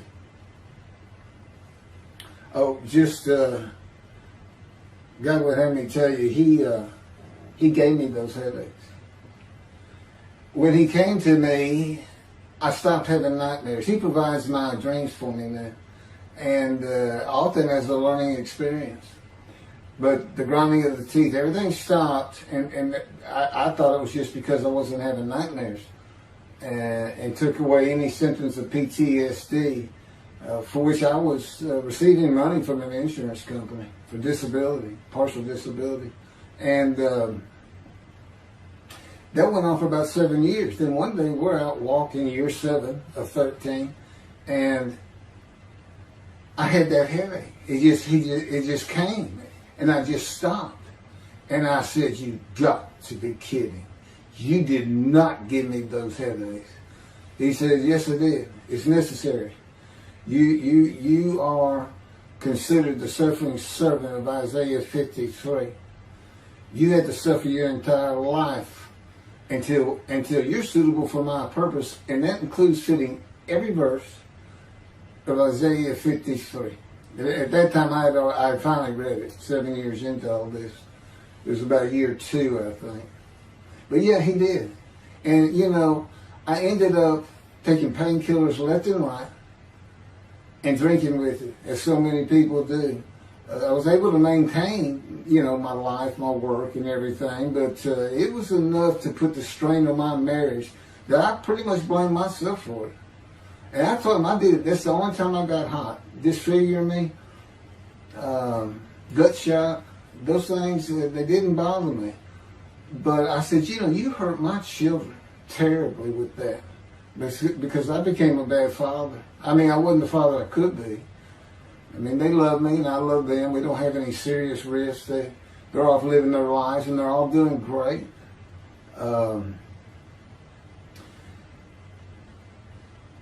But if they consider themselves anything, they're Christians.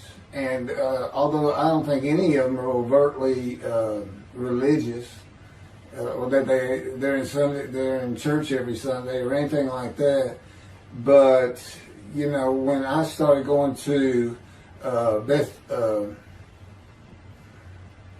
the conservative synagogue here in town, and I told them I was converting to be Jewish, they're pretty much just that. Just saying I would be a Jew, I guess. I'm not sure that I didn't believe in Jesus. It was probably more of it, God says. But really haven't talked to them much at all in 7 or 8 years. But anyway, so God gave me the headaches just to make sure.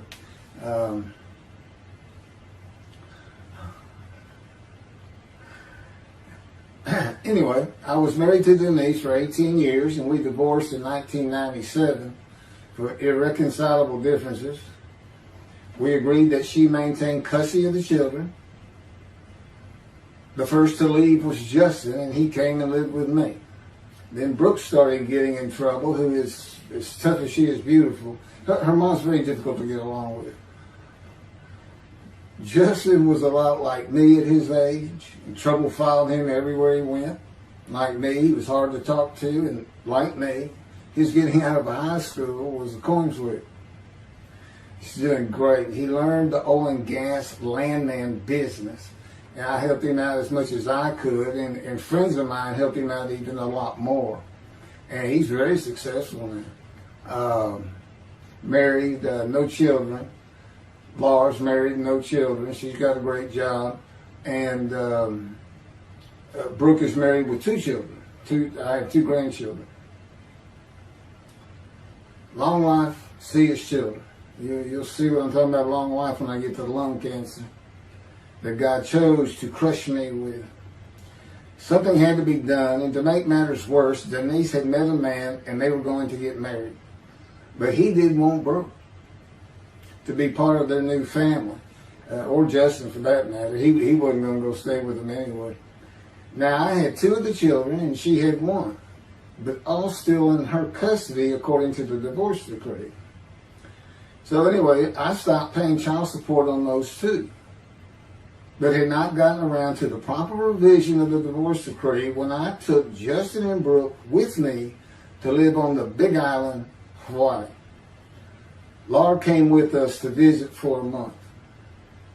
This oversight on my part resulted in Denise and now her 3rd husband filing papers in divorce court for past child support for all 3 children, for the time I had begun paying her 1/3 of the original amount. I represented myself.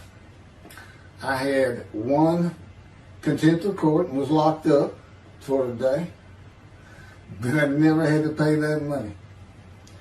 By verbal agreement, I sent Laura back exactly 1 month later. I could not leave her out, and I wanted her to see where her brother and sister would be living. They were also close and protective of each other, and still are to this day. And she was so sad. One of the hardest and emotionally painful things I have ever done was put her on the plane back to Houston. I can't think of anything else. The backdrop to moving to Hawaii was my firm was in dire need of new work. But the oil and gas industry was down. It's always up and down. And my clients were not drilling. A landman I knew called and said his sister in Hawaii, a brilliant eye doctor, but not a good businesswoman, needed help resolving creditor issues stemming from her new offices and equipment purchases. I told him it was a good time for me, as things were slow, and who's going to turn down a free expense trip to the Big Island, Hawaii? So I went and took care of everything without charge, but of course everything was paid for. When I came back to live in Hawaii at the urging of the doctor that I had helped, who did not like the look of an abrasion on my chest, and it had been there for years, I was examined by a friend of hers, and it was cancer. I don't remember what the doctor called it. He removed it in surgery with a 6-inch diameter circular cut, and it was not malignant. I could practice in just about any area of the law, and all I had to do was pass the Hawaii bar exam, one of the toughest in the nation. While studying for the bar, my body, all at once, in a moment, told me something bad was wrong with me. I had been running, swimming, riding my bike everywhere I went, letting Justin have the car, and had been feeling good and strong. In a moment's time, I was weak and sick while grocery shopping, and there was a pain in my belly and my abdomen. I did not know it, but a large tumor in my colon had burst through my colon, and I was bleeding internally. I did not go to a doctor, which I guess is my nature. That, and I did not have medical insurance. Anyone asking anyone for help unless things were at a critical stage, such as a bullet wound, was something I couldn't do. There's all kinds of personality disorders. I thought surely it would pass, and decided to just give it time and bear up to the abdominal and belly pain. I continued studying and took the Hawaii bar on Oahu and Honolulu in the summer of 2001. I had lived in pain for so many years from my headache, and passing the bar was so important, I just kept going day by day. Pain was getting worse, and but I kept exercising. It was the only time I didn't focus on the pain. I had always been a fast healer, and I thought in any day it would just go away. I finally could no longer take it. Brooke, it turns out, was in Houston visiting with her mom, and I left Justin at our little, we called it the little green shack. There wasn't much to it. We weren't there very often, really, except to sleep.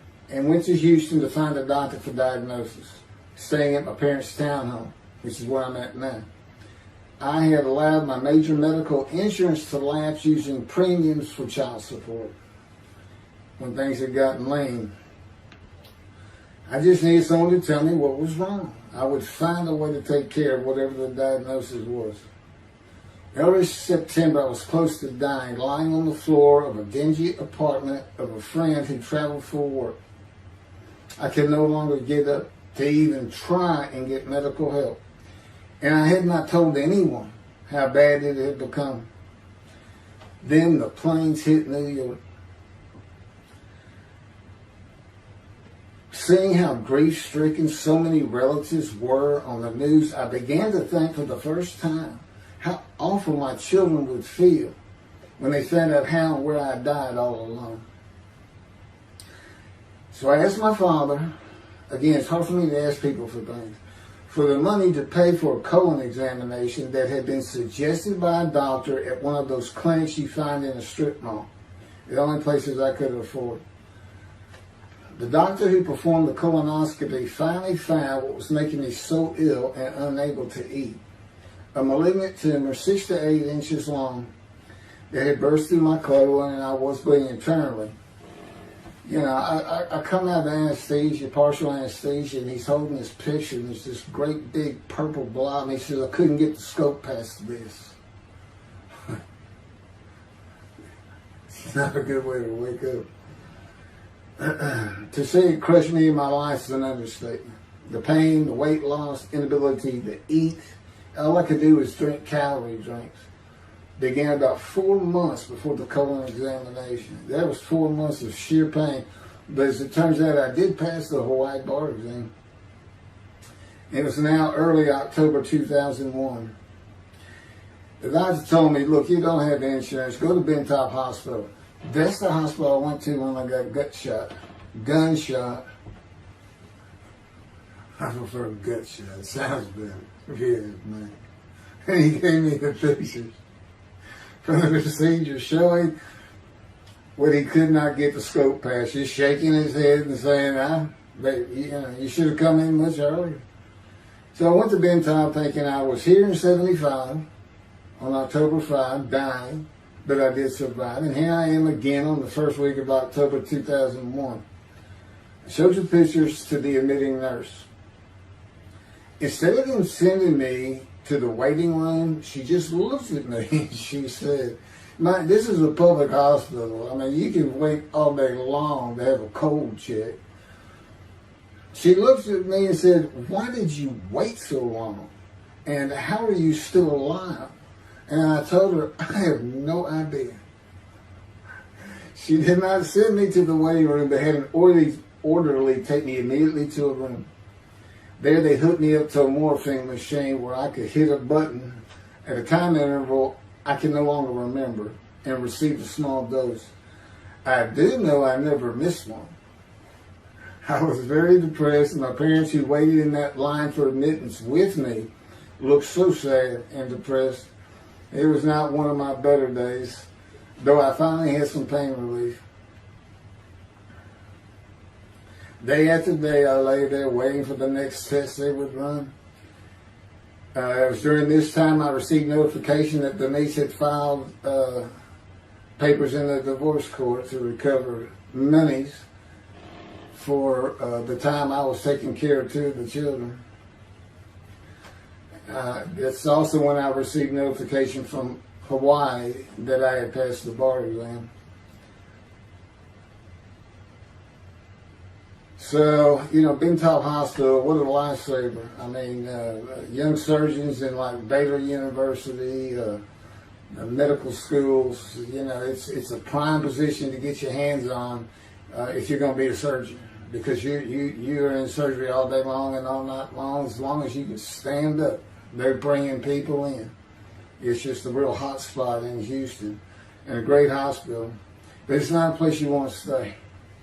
You really don't. My doctor would come in and be out so fast, I never knew what was going on. He did tell you my previous surgery to my abdomen, where they opened me up from stem to stern, complicated removal of the tumor. On October 25, my son's birthday, who was now stuck in Hawaii, They cut me open again and removed the tumor. It was about a week or so later, I was released with a schedule for chemotherapy. I returned to the dingy apartment all alone. I just stared at the television for weeks. I did, and chemo is so depressing for those who had to go into it. A small room with big chairs for about 20 people who all looked like death, including me. Everyone with an assortment of bags of chemo dripping into our arms for hours. It took about 8 hours before I really got sick from it. And I had to park a long way to avoid paying for parking and drive a long way to the apartment. It was a very gloomy fall and winter. When I completed my chemo of once a week for 6 or 9 months, more tests were scheduled. I do not remember how many months the chemo lasted. I do remember I did not finish, missing the last 3 sessions. At the end, I could not get out of the door without bursting into tears and just not go. It just wore me down to nothing. On the right side, it was my goal. I had my own apartment called the Loft.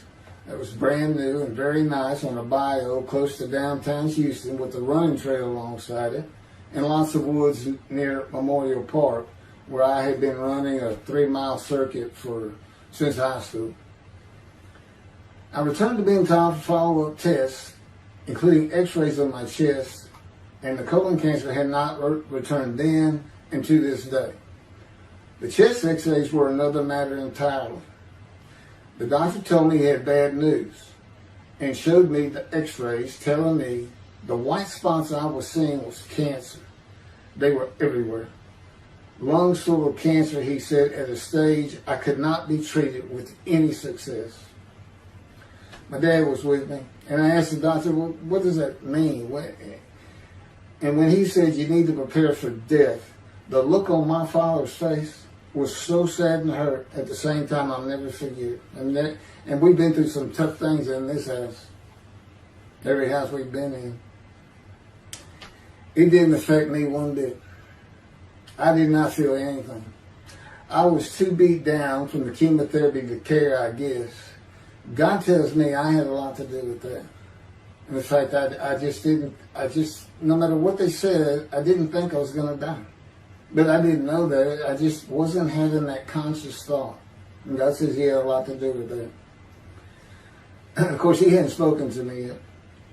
I had never seen a doctor for cancer or any other ailment since that day. I had to get Justin home was all I thought about. But I needed money. I found an old client that needed a title opinion for a drill site well. I struggled through that and got my boy back to Houston. And it was tough. I was so weak. And it had been so long since I really had done any title work. And just going to pick the work up and visiting with the client was a major to-do for me.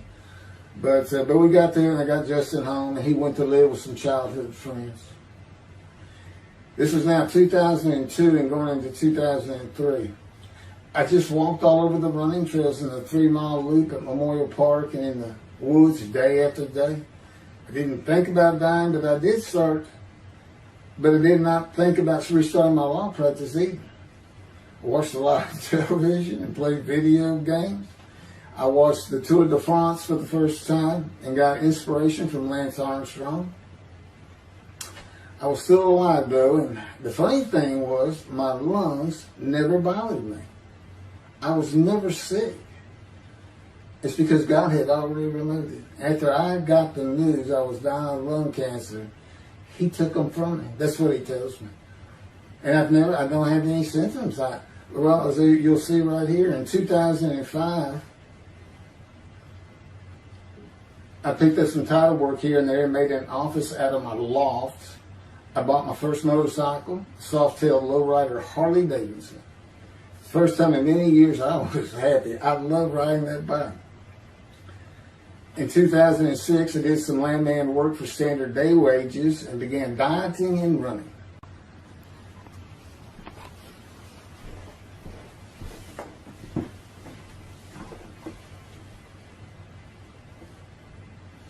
Once again, my camera only goes for 29 minutes and 59 seconds, and I'm going to back up just a little bit. In 2006, I did some land work for standard day wages and began dieting and running. I had never been a swimmer in terms of training for it. I love the water and swimming, but I never trained with laps at different paces and various distances. Mostly because I was so slow, because of my right arm. I was reaching an age, though, where endurance in my running was more important than speed. And so endurance swimming was too. In Hawaii, I had seen the athletes come to Kailua Kona, where we lived and where the Ironman triathlon begins and ends. Matter of fact, my little green shack was just right on the route where they start. That was a fun week. And it was amazing watching the athletes train and prepare for the race. I would think to myself, a human being, the human body cannot do what they are doing. Yet they were and they did. It's just amazing. I decided to learn how to swim more efficiently and how to train for distance and endurance. Get a regular and triathlon bike and enter some triathlons. I was still alive and finally a direction and purpose in my life. Training every day for long periods of time. It really helped with my headache and I slept better. In 2007, I signed up for the March 30, 2008 Lone Star Half Iron Triathlon in Galveston, Texas, and the October 5, 2008 Longhorn Ironman 70.3 in Austin, Texas. You cover 70.3 miles, and you got to do it under 8 hours. And I did real well in the first one. As far as my time, it's 7 hours and a little bit, but I barely made it without disqualification in the one in Austin. And it was primarily because of the hills. It's this very hilly area in central Texas, I guess. But I did make it, and swore I'd never do another one. But I did it after the first one too. It's tough.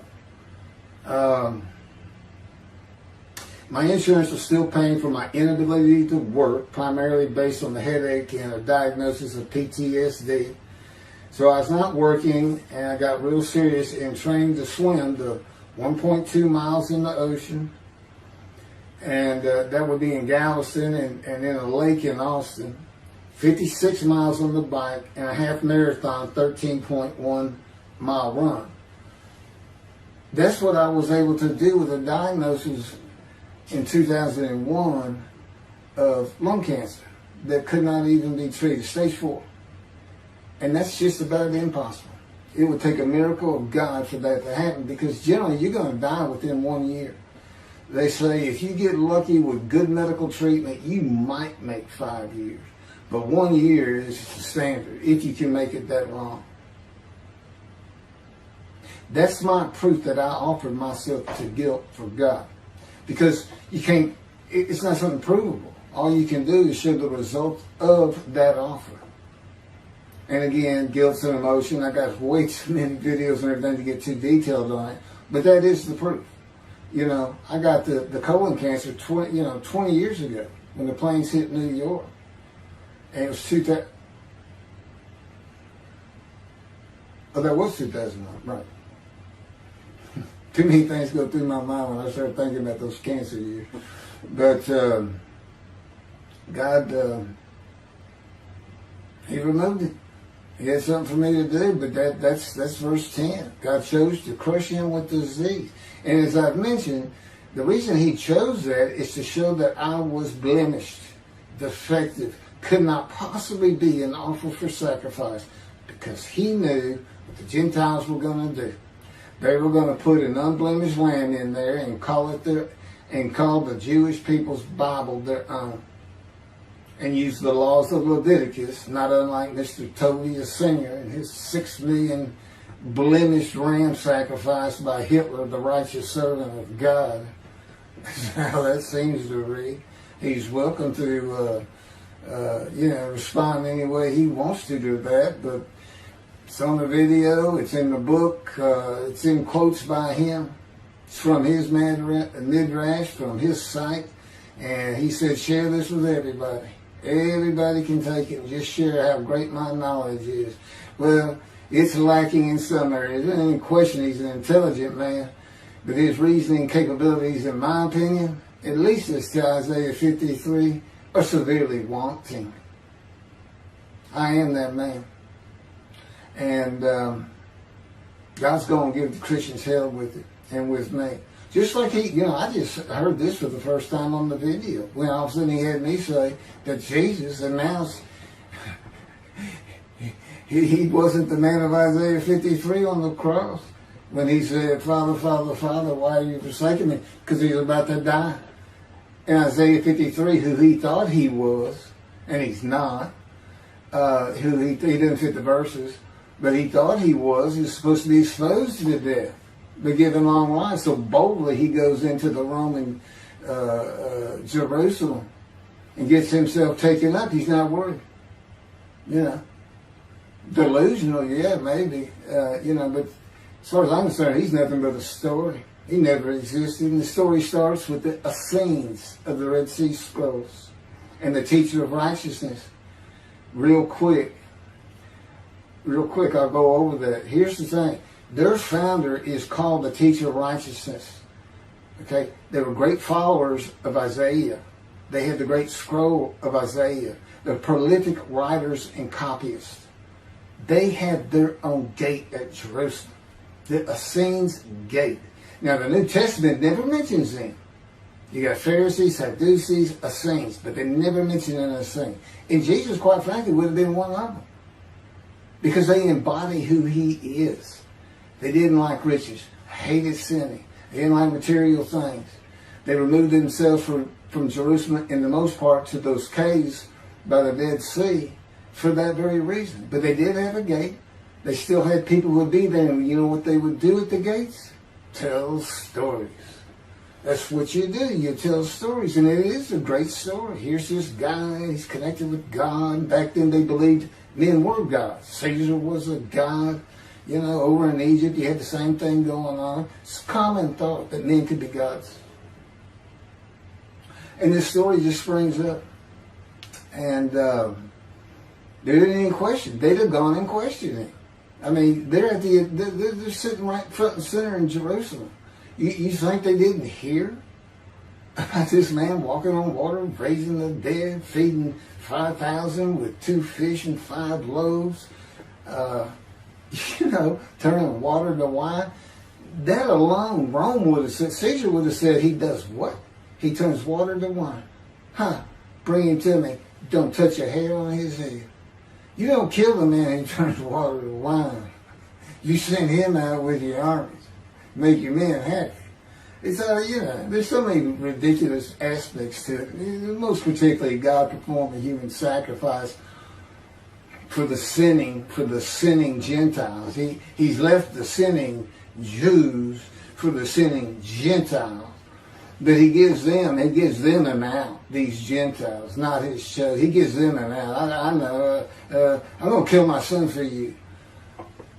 So that you'll be forgiven of violating my commandments and laws. If anybody knows God, and the Jews do, and I know him like nobody's business, that's not him. That's not him. I mean, he told the Jews, I'm never going to leave you, but I will punish you. Now that's him. That's him. And he'll put you through hell just to make you a better person, a better people. And he has no plans of changing that. He's not going to change the minds and the thinking of billions of people to make them love the Jew. He's just not going to do it. And the practicality is he didn't create man for him to even be able to do that. Now, he could have created humanity where he could do that. He could change the mind of everybody at the same time. But I'll tell you on this, he's been working on my mind for 13 years. It is one brutal cop bump. It's a very one-on-one affair. Now, he says, I could just kill everybody. I mean, that's easy enough. That's easy. I just kill everyone, but He said, that's not, it's all about this. You got to know how to read the Bible. It's written for antiquity first, and the Dark Ages, and then the Age of Enlightenment. I mean, basically he's saying you've got to go back over it. You've got to check these guys. You've got to check Rambam and his speech. God's going to make the world speak Hebrew. Or, they will be the pure speech. You've got to check some of this stuff. And I read Rashi's, I went through his Isaiah 53 Midrash, and all I can say is very unimpressed. I've seen what he has to say in Malachi. He didn't pick up on any of this. He didn't know what the angel of the Lord is, the angel of the covenant that you desire. He doesn't know how Moses goes by a burning bush that's not consumed. The angel of the Lord is in there, and God speaks. I do. To me, it's just like, well, you just get some basic concepts, and all of a sudden, and quite frankly, it'll open up the scripture to the Jews. They can put the Talmud aside for a little while. But I will say this. God says, if you can study it, study it. There's all kinds of great things in it. Just be real careful about what you teach from it. And it's useful for heaven. If you like to talk about Talmud as a scholar with other Jews who may very well be in a scroll of remembrance with you, you can meet up with them. You'll see them in the meeting places, have them over to your room. Y'all can watch the new earth being created and the new peoples of God chosen, and watch the evolution of the chosen people. And humanity, the same as this one. God says, why would I change it? Why would I change it? When I did it, it was perfect. And you can tell Mr. Singer that the evolution that he's talking about, where all of a sudden the world's going to love the Jews, been going on for over 3,000 years, and it hadn't even. And today, anti-Semitism's up, and David is here. It's not going to happen. Thank you very much. I will be doing. Was that 5 and 6? Yeah, that was 5 and 6. Now the book picks up at chapter 7. It's on a video when God first speaks to me. And it's very interesting. And we'll still be putting some videos out. But I've pretty much covered all the major material. Everything from Isaiah 53, the day of the Lord. There's a few more things. And it's a better read than it is a video watch. But, for those who like to read. But it's covered very well in these videos. And now that I put in the personal part in, which is to show how I fit Isaiah 53, and you see the difference in my life. Now that's a life of suffering. That's a life of pain. That's a life of familiar with disease. They say, gee, when he died on the cross, he was scourged. He was scourged and this and that. Do you know how much he suffered in his life? I mean, he's not even in the conversation as a man of suffering. He's not in the conversation. Thousands and thousands and thousands of people died horrific deaths back then and by crucifixion. It's not the only one. This is descriptive of a man and his life. So you can find him, identify him. And what did he do? He never suffered. He was never sick, ever, until the last day of his life.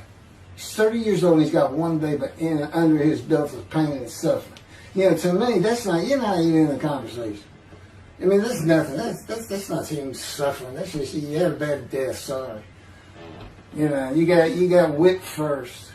You got whipped. One gospel says the scourging was an open-handed slap to the face. Now, the other three do say scourge. But then and then every movie you see, he's carrying that cross. He's all whooped up and bleeding, this and that. He carries the cross in one gospel only. In the other three, it's carried for him. And then he's on the cross, and what does he do? Father, Father, why have you forsaken me? And then the gospel says, one of them, and then he gave up the ghost. He gave up and died. I laid in the back of an ambulance for 8 hours, doing everything I could in my power to stay alive. Just gave up the ghost.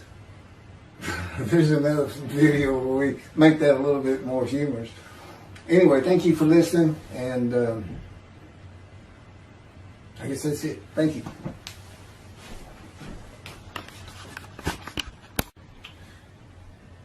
This is a video that leads into a brand new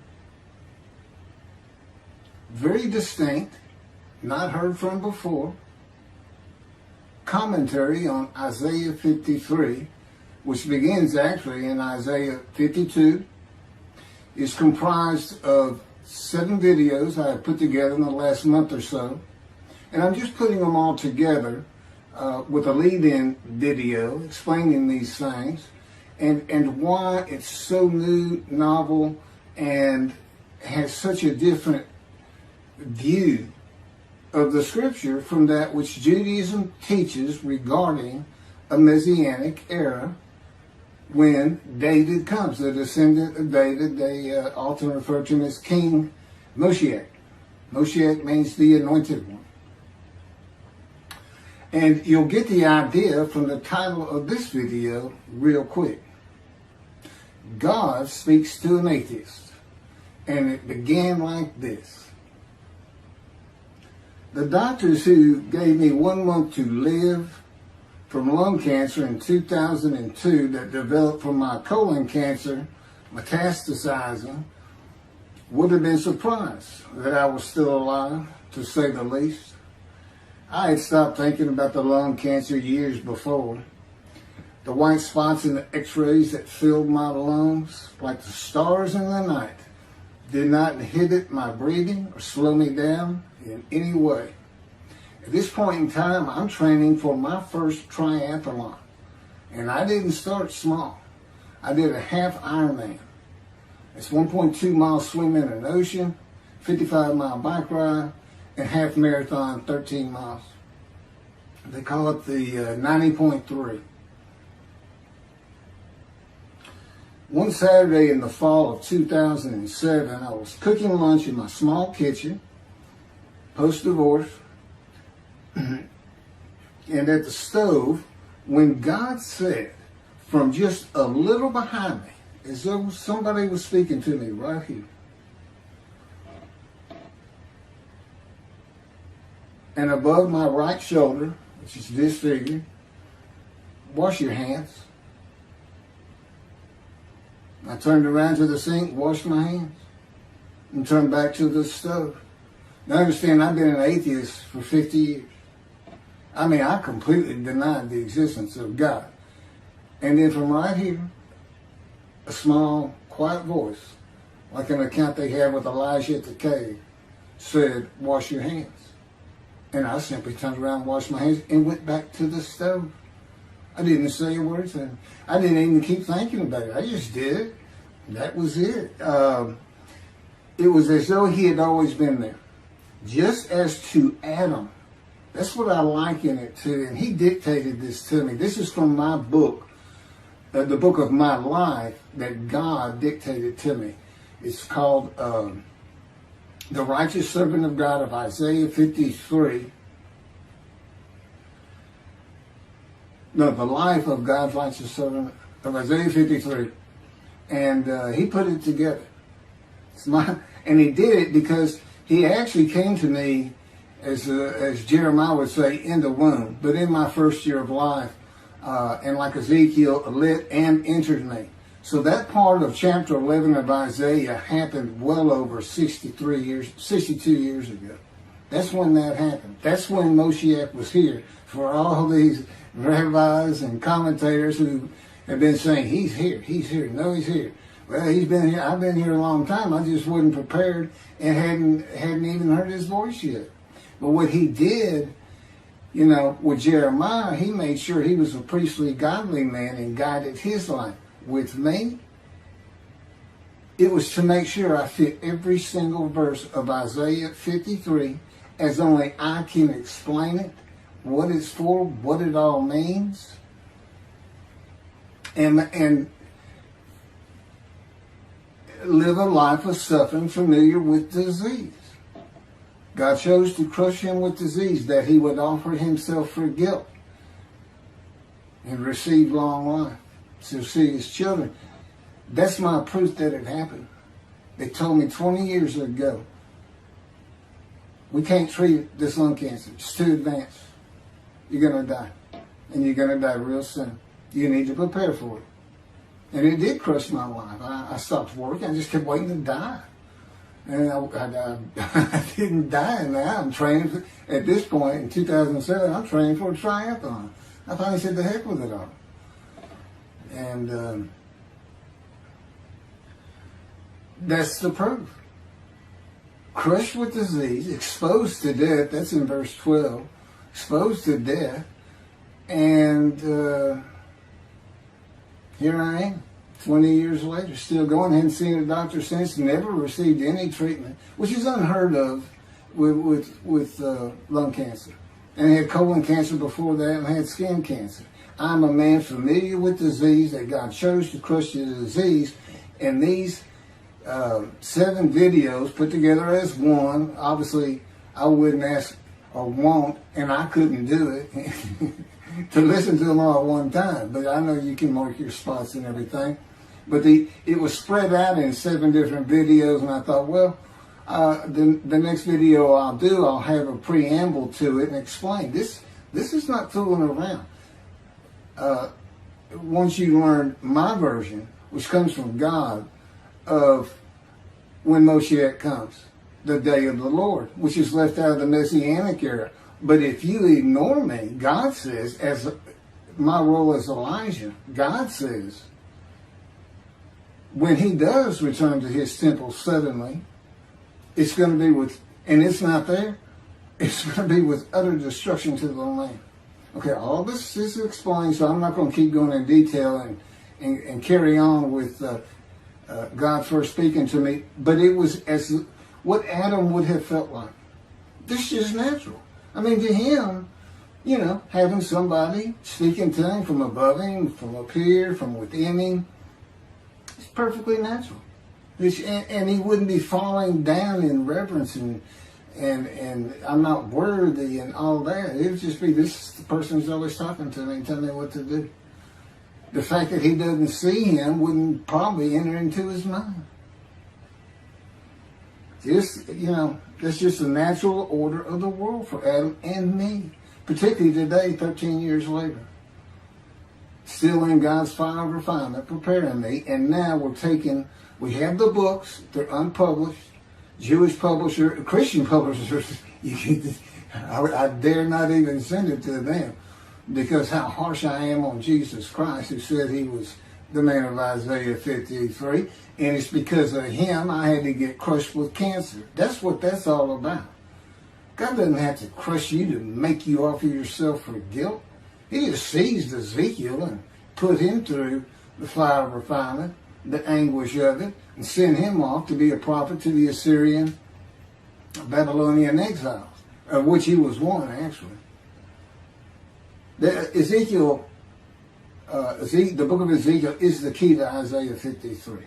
That's my backup. See, God, these videos, everything, the way where he put angel of his presence and Holy Spirit, that Judaism doesn't recognize. A host of the Lord's host. It's in the book of Joshua, one time. He did it so they wouldn't find it. He knew what this was going to be about. These are my proofs. This is what it's all about. He set it up for me to be this controversial. You just got to take the Messianic era of Judaism and toss it out the window. And you'll understand why when God has me explain it to you. He controls everything I do, think, and say. Finishing preparing lunch and ready to watch a Texas A&M football game, I headed to the living room and God said, "Get a napkin." I turned back to the kitchen and got a paper towel, sitting on the couch from about the same place. Sitting on the couch with the television on and my plate in my lap, God said, "Get your TV tray."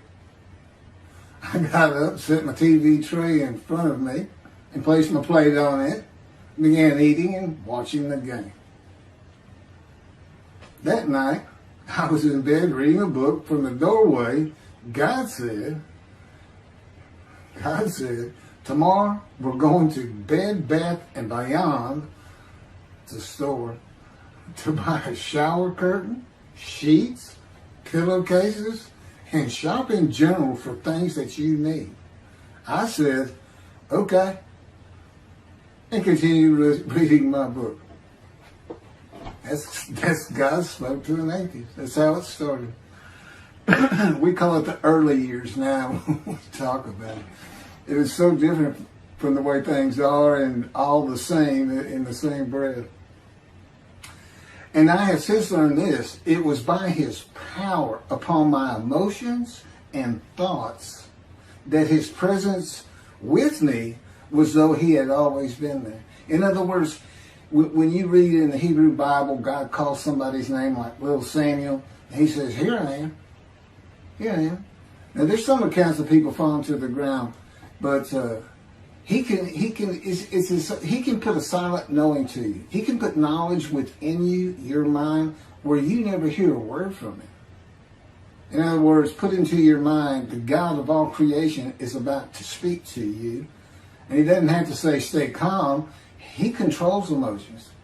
He told me, Keith, I created emotion. And there's nothing I can't do with yours. And believe me, it's been proven to me. I'm not going to get into all that. This story goes on. It turns out he had been like Jeremiah from the womb when he passed by that.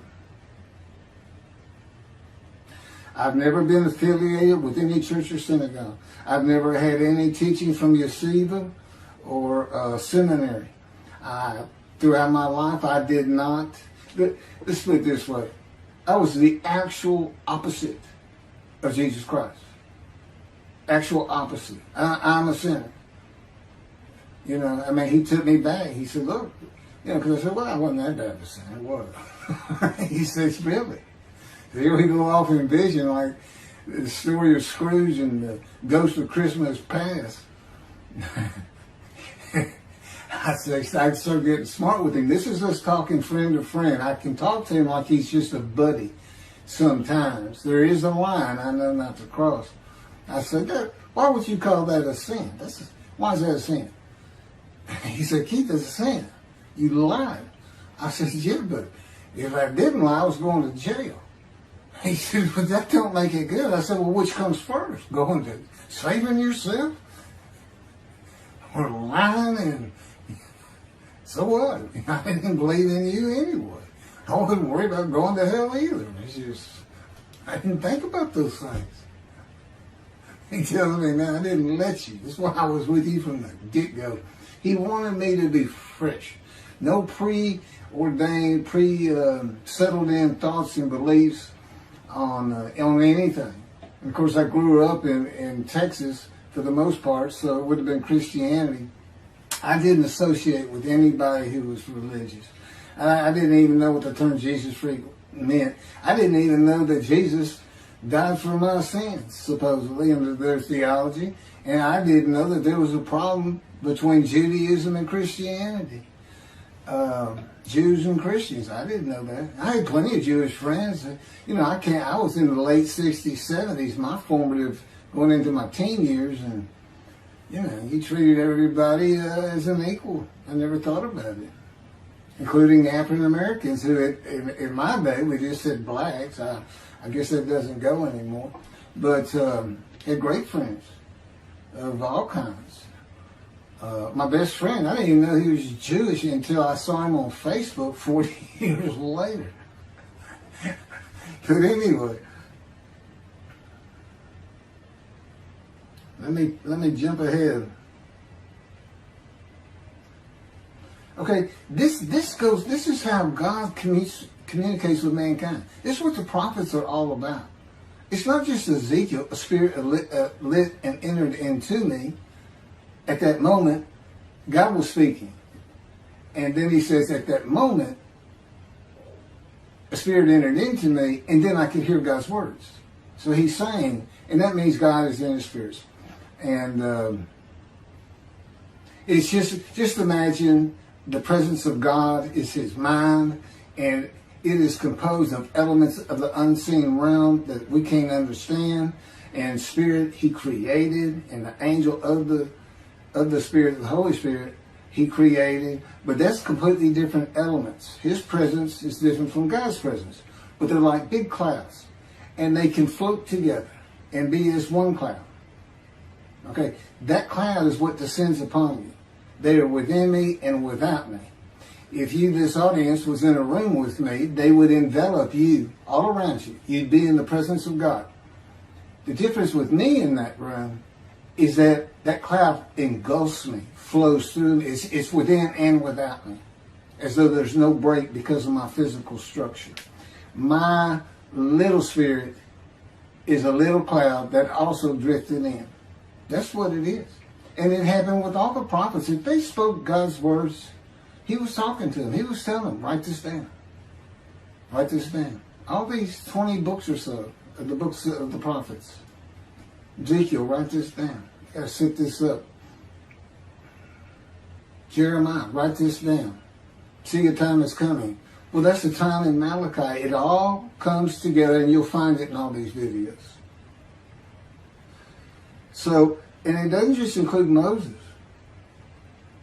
and the prophets. The man who wrestled with Jacob. Jacob says he wrestled with a man in divine beings. Well, you know, Judaism doesn't acknowledge the Holy Spirit's the person, which is beyond belief, because there's so many references that this is clearly a person, an angel of his presence. But it's just God going to a man saying, hey, wake up, I'm the God of this land.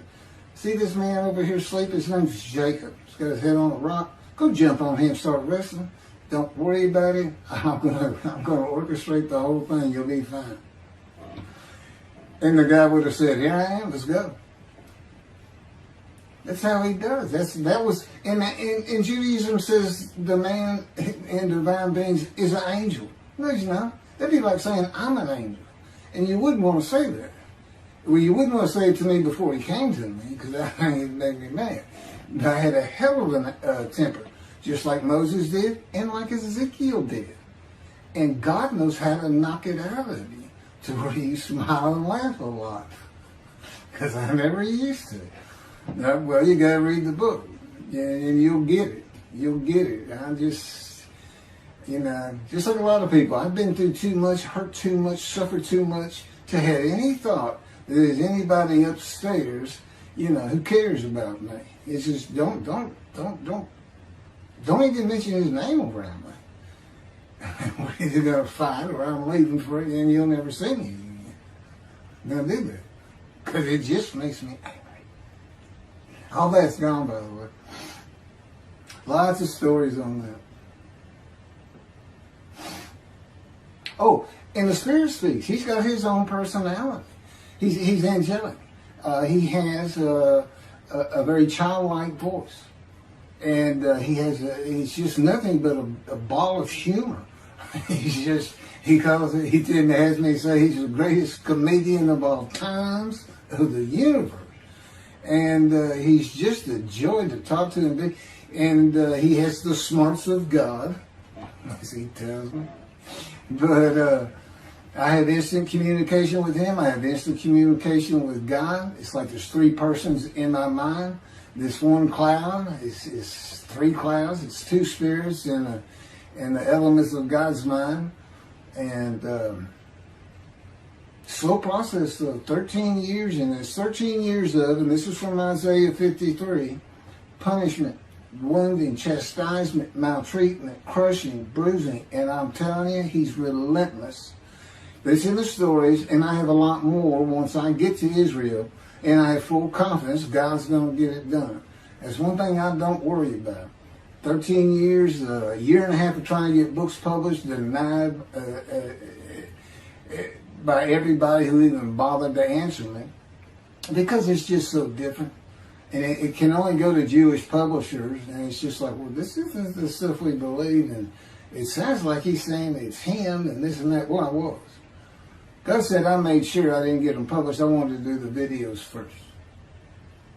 You see, I'm not on the executive committee. I don't know what's going on 99% of the time. I don't know what I'm going to have for dinner. I no longer have self-will.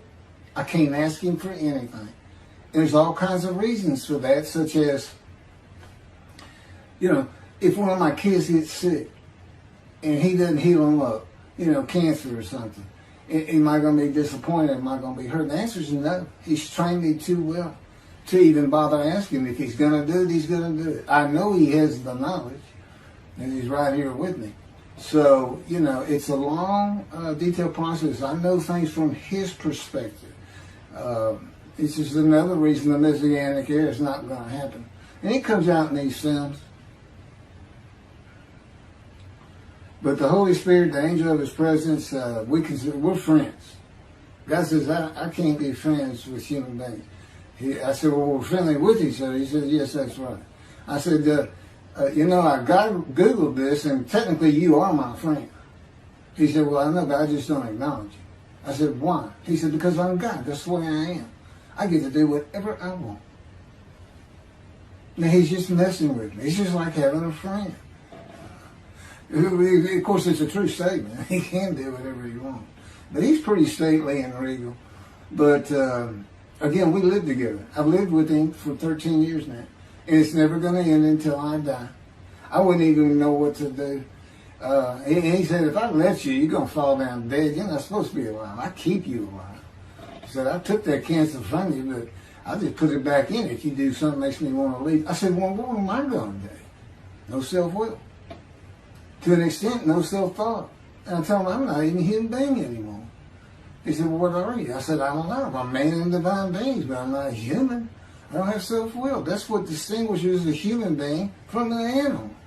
He said, but I'm being the human for you. I'm providing your self-will. So you do, in a way, have it. So you're still a human being. I said, well, I'm dead. He said, why are you dead? I said, because it's like my brain's not connected to my spirit anymore. It's like you're sending all the information in. And that's about heaven. I haven't lived the existence in heaven as to my thoughts, because in heaven you won't have a mind. The heaven for the Jewish people only, I might add.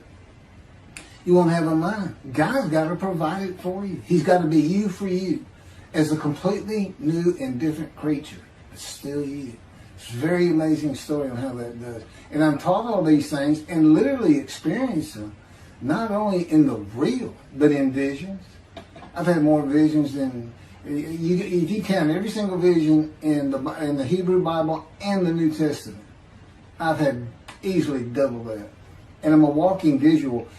God's communication, and this actually shows up in the story of Moses. He won't let me tell right now. But he puts images in your mind. Instead of saying a sentence, you get something in your mind, a picture. Anyway, I call it visuals. And you can be wide awake for those. And I can be in vision wide awake.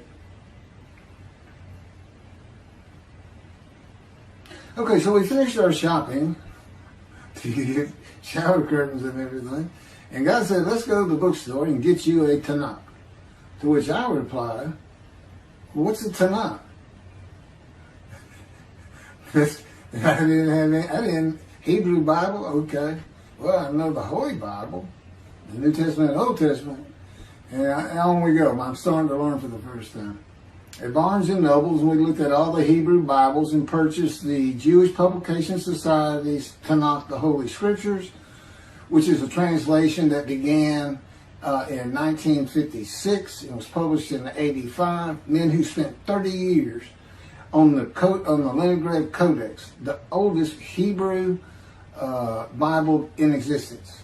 They started from scratch. I hear these rabbis and people saying, well, I know what these translations are, this and that, and this, and God says, just go with the JPS. They hit it right just about every single time. I've only found one thing that I don't understand how they missed it. But it's in 53. This is the 1985 edition. That's the best translation you can get out there. And I don't just hear God speak to me. His presence is heavy. And I'm also, it says he pinned Ezekiel's arms behind his back with his cords of power. And by his cords of power, Ezekiel could not leave his house. That's in Isaiah 53. He took him from the land of the living. He took him from society. The man of Isaiah 53 lives, so he's taken from society, but that doesn't, from the land of the living, that doesn't mean he died. And there's no crucifixion in 53. So, You start to see how Ezekiel is so important in this, and that's where you find out about the covenants of friendship that come with God in the day of the Lord when Moshiach comes. Again, you don't hear anything about it in this Messianic era. I'll tell you this. I think the Jewish people are going to like this better. I think throwing out all that rubbish Judaism has been teaching from back in antiquity, that's where they're stuck, and see what's really going to happen with God coming back, a man in divine beings, with the capabilities of Moses, Elijah, the descendant of David. All their attributes, okay, are in me. I can be each and every one of them, and I can be all four of them at one time. And God can speak to me. So, it's going to be fun, and he wants his temple rebuilt. That's the purpose of Isaiah 53. It says, a purpose which might prosper of God. But he doesn't tell us what the purpose is. Well, we find it in Malachi 3. I'm sending my messenger before me to clear the way for me, and I shall return to my temple suddenly. But the covenant that comes with David says, I'm going to place my sanctuary amongst you. He already knows it's not going to be there. And then we have Elijah in Malachi 3. Well, he's got a purpose that might prosper. And if it doesn't, God comes with utter destruction to the land. And again, you don't hear it with the Messianic era. Utter destruction to the land. There's 7 million Israeli Jews. How can you not read that and go, that sounds an awful lot like I'm going to raise up armies against you? How can you just ignore that? Well, anyway, we're getting it fixed up. And the purpose that might prosper, I never believed that. I think that just hooks the man of the righteous servant of God of 53. I think that puts him with, he's got the same purpose as Elijah. Elijah's supposed to bring the families back together through the laws and teachings God gave Moses, or being mindful of them. That's the new covenant. It's an amendment. It's an amendment that also has a new inclusion of sin forgiveness. Over the last 63 years, God's presence has resided in Texas, Louisiana, Florida, and Hawaii. And he is more than ready to return to his land, Israel. Because wherever I am is where his presence is, and those are all the different states I lived in over this time period. Wherever I go. As a matter of fact, if you see me in Israel down at the old city or down at Tel Aviv, you can turn to your friend and say, hey, I know where God is.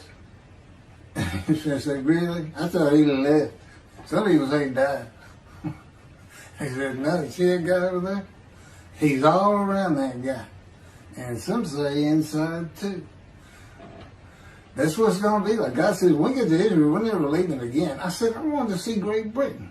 He said, it's like, did you just ask for something? I was like, oh. Yeah, that's good. I hope I fry if I hit the border and cross over. I hope I just burn up, burst in a combustible flame. But anyway, that's where he wants to be. And I'm assured he's going to get there.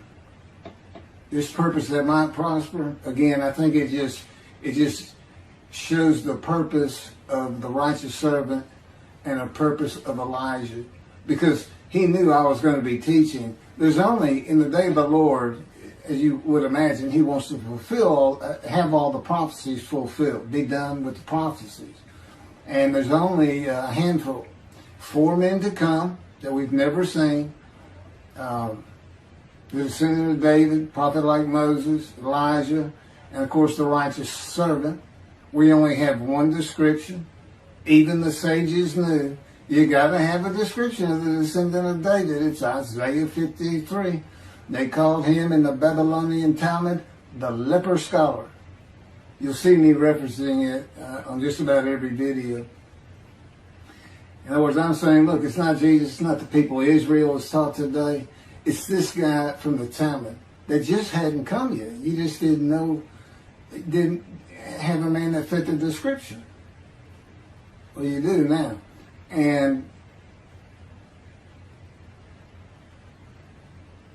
two covenants. The friendship covenant, which is actually in two parts, Ezekiel 34 and Ezekiel 37. One part of which is, I'm going to put my sanctuary amongst my people. And the other part, interesting enough, has to do with the land blooming again, which is Jeremiah 31. See, a time is coming, the land will bloom again. See, a time is coming. The cities, after desolation of many years, 2,000 plus actually, will be restored and Jerusalem rebuilt. And the Jews shall never be defeated again. Okay, now we just talked about utter destruction likened to armies being raised. But here it is in this friendship covenant, in this, Jerusalem being rebuilt. If that's done, then you'll never be defeated again. So, you look and you go, well, there's kind of a problem between those two. And what I think it means is he's going to get the temple built now that Jerusalem's been rebuilt and he's come. That this might prosper because, it kind of gets you. So what is the purpose of God might prosper? Who thought you could do everything? And he said, well, in a large part, my people got to listen to you. They got, especially the rabbis, they never listen to my prophets. They're all full of themselves. Think they know everything. Well, he starts getting angry. And see, that's not good for me. Because all of a sudden he wants to make me better, which means suffering. You got to keep him away from those moves. I'll tell the Spirit, say something funny. You're the funny guy around here. We talk friend to friend too. Well, anyway, I'm going to let you. There's a lot more, but this story's in my book. Hopefully, after spending time and understanding who I am, that this is here. It's happening. I don't care what the rabbis think or say. Look, I'm a prophet of God. I'm a man in divine things. If I say something contrary to what they think and say and believe, they're wrong automatically. It's a given because God is the one telling me all these things. It's His book. They're wrong automatically. And He is livid that I'm having this problem with Isaiah 53 being the people Israel. Well, it's in the videos, but you ought to see the arguments they really put back before that for Isaiah 53:10 and other verses. Rabbi Tovia Singer, Irish Judaism, he went Christian. The Christians went to the laws of Leviticus, animal sacrificial laws, and said Jesus is the unblemished lamb. That's why, and they're using, Leviticus where you could offer a lamb and for unintentional sins, but nevertheless, they turned it into he was a human sacrifice, which he says himself. He says, God no longer wants bulls and goats for sin. He prepares my body for sacrifice. It's human sacrifice, and God made the sacrifice to Gentiles so they didn't have to obey His commandments and laws. From an atheist who comes in with no religious background, I read that and I look up face to face with God wherever He is that moment, and I say, you got to be kidding me. People believe this? He said about 2 billion right now. He said, I'm not going to bother trying to tell you how many there's been in 2,000 years. God made a human sacrifice to me so I can go to heaven and I can go kill somebody if I want to. I can go rob someone. I can go beat my wife and my kids.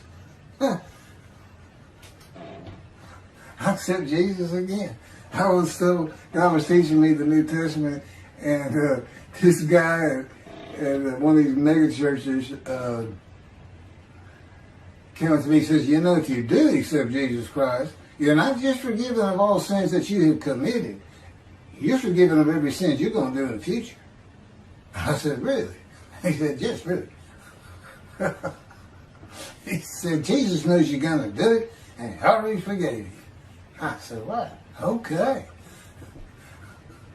So, if you're a Christian, you can just sin all the time, because Jesus knew you were going to do it. I hadn't actually heard that taught, but that's the effect of it. Okay. Next year in Jerusalem. Enjoy the books. Don't try to listen to the videos. Don't try to watch them all at one time. But what I did is I put them together for you in the order they should be. And I just thought it'd be easier. And we're kind of coming to the end of our videotaping for a little while, it seems like. Again, I'm not on the executive committee with God and His Spirit. I never really know what we're going to do next. And the books are at keithmccarty.wordpress.com. You can find that on my YouTube channel. I guess that's about it.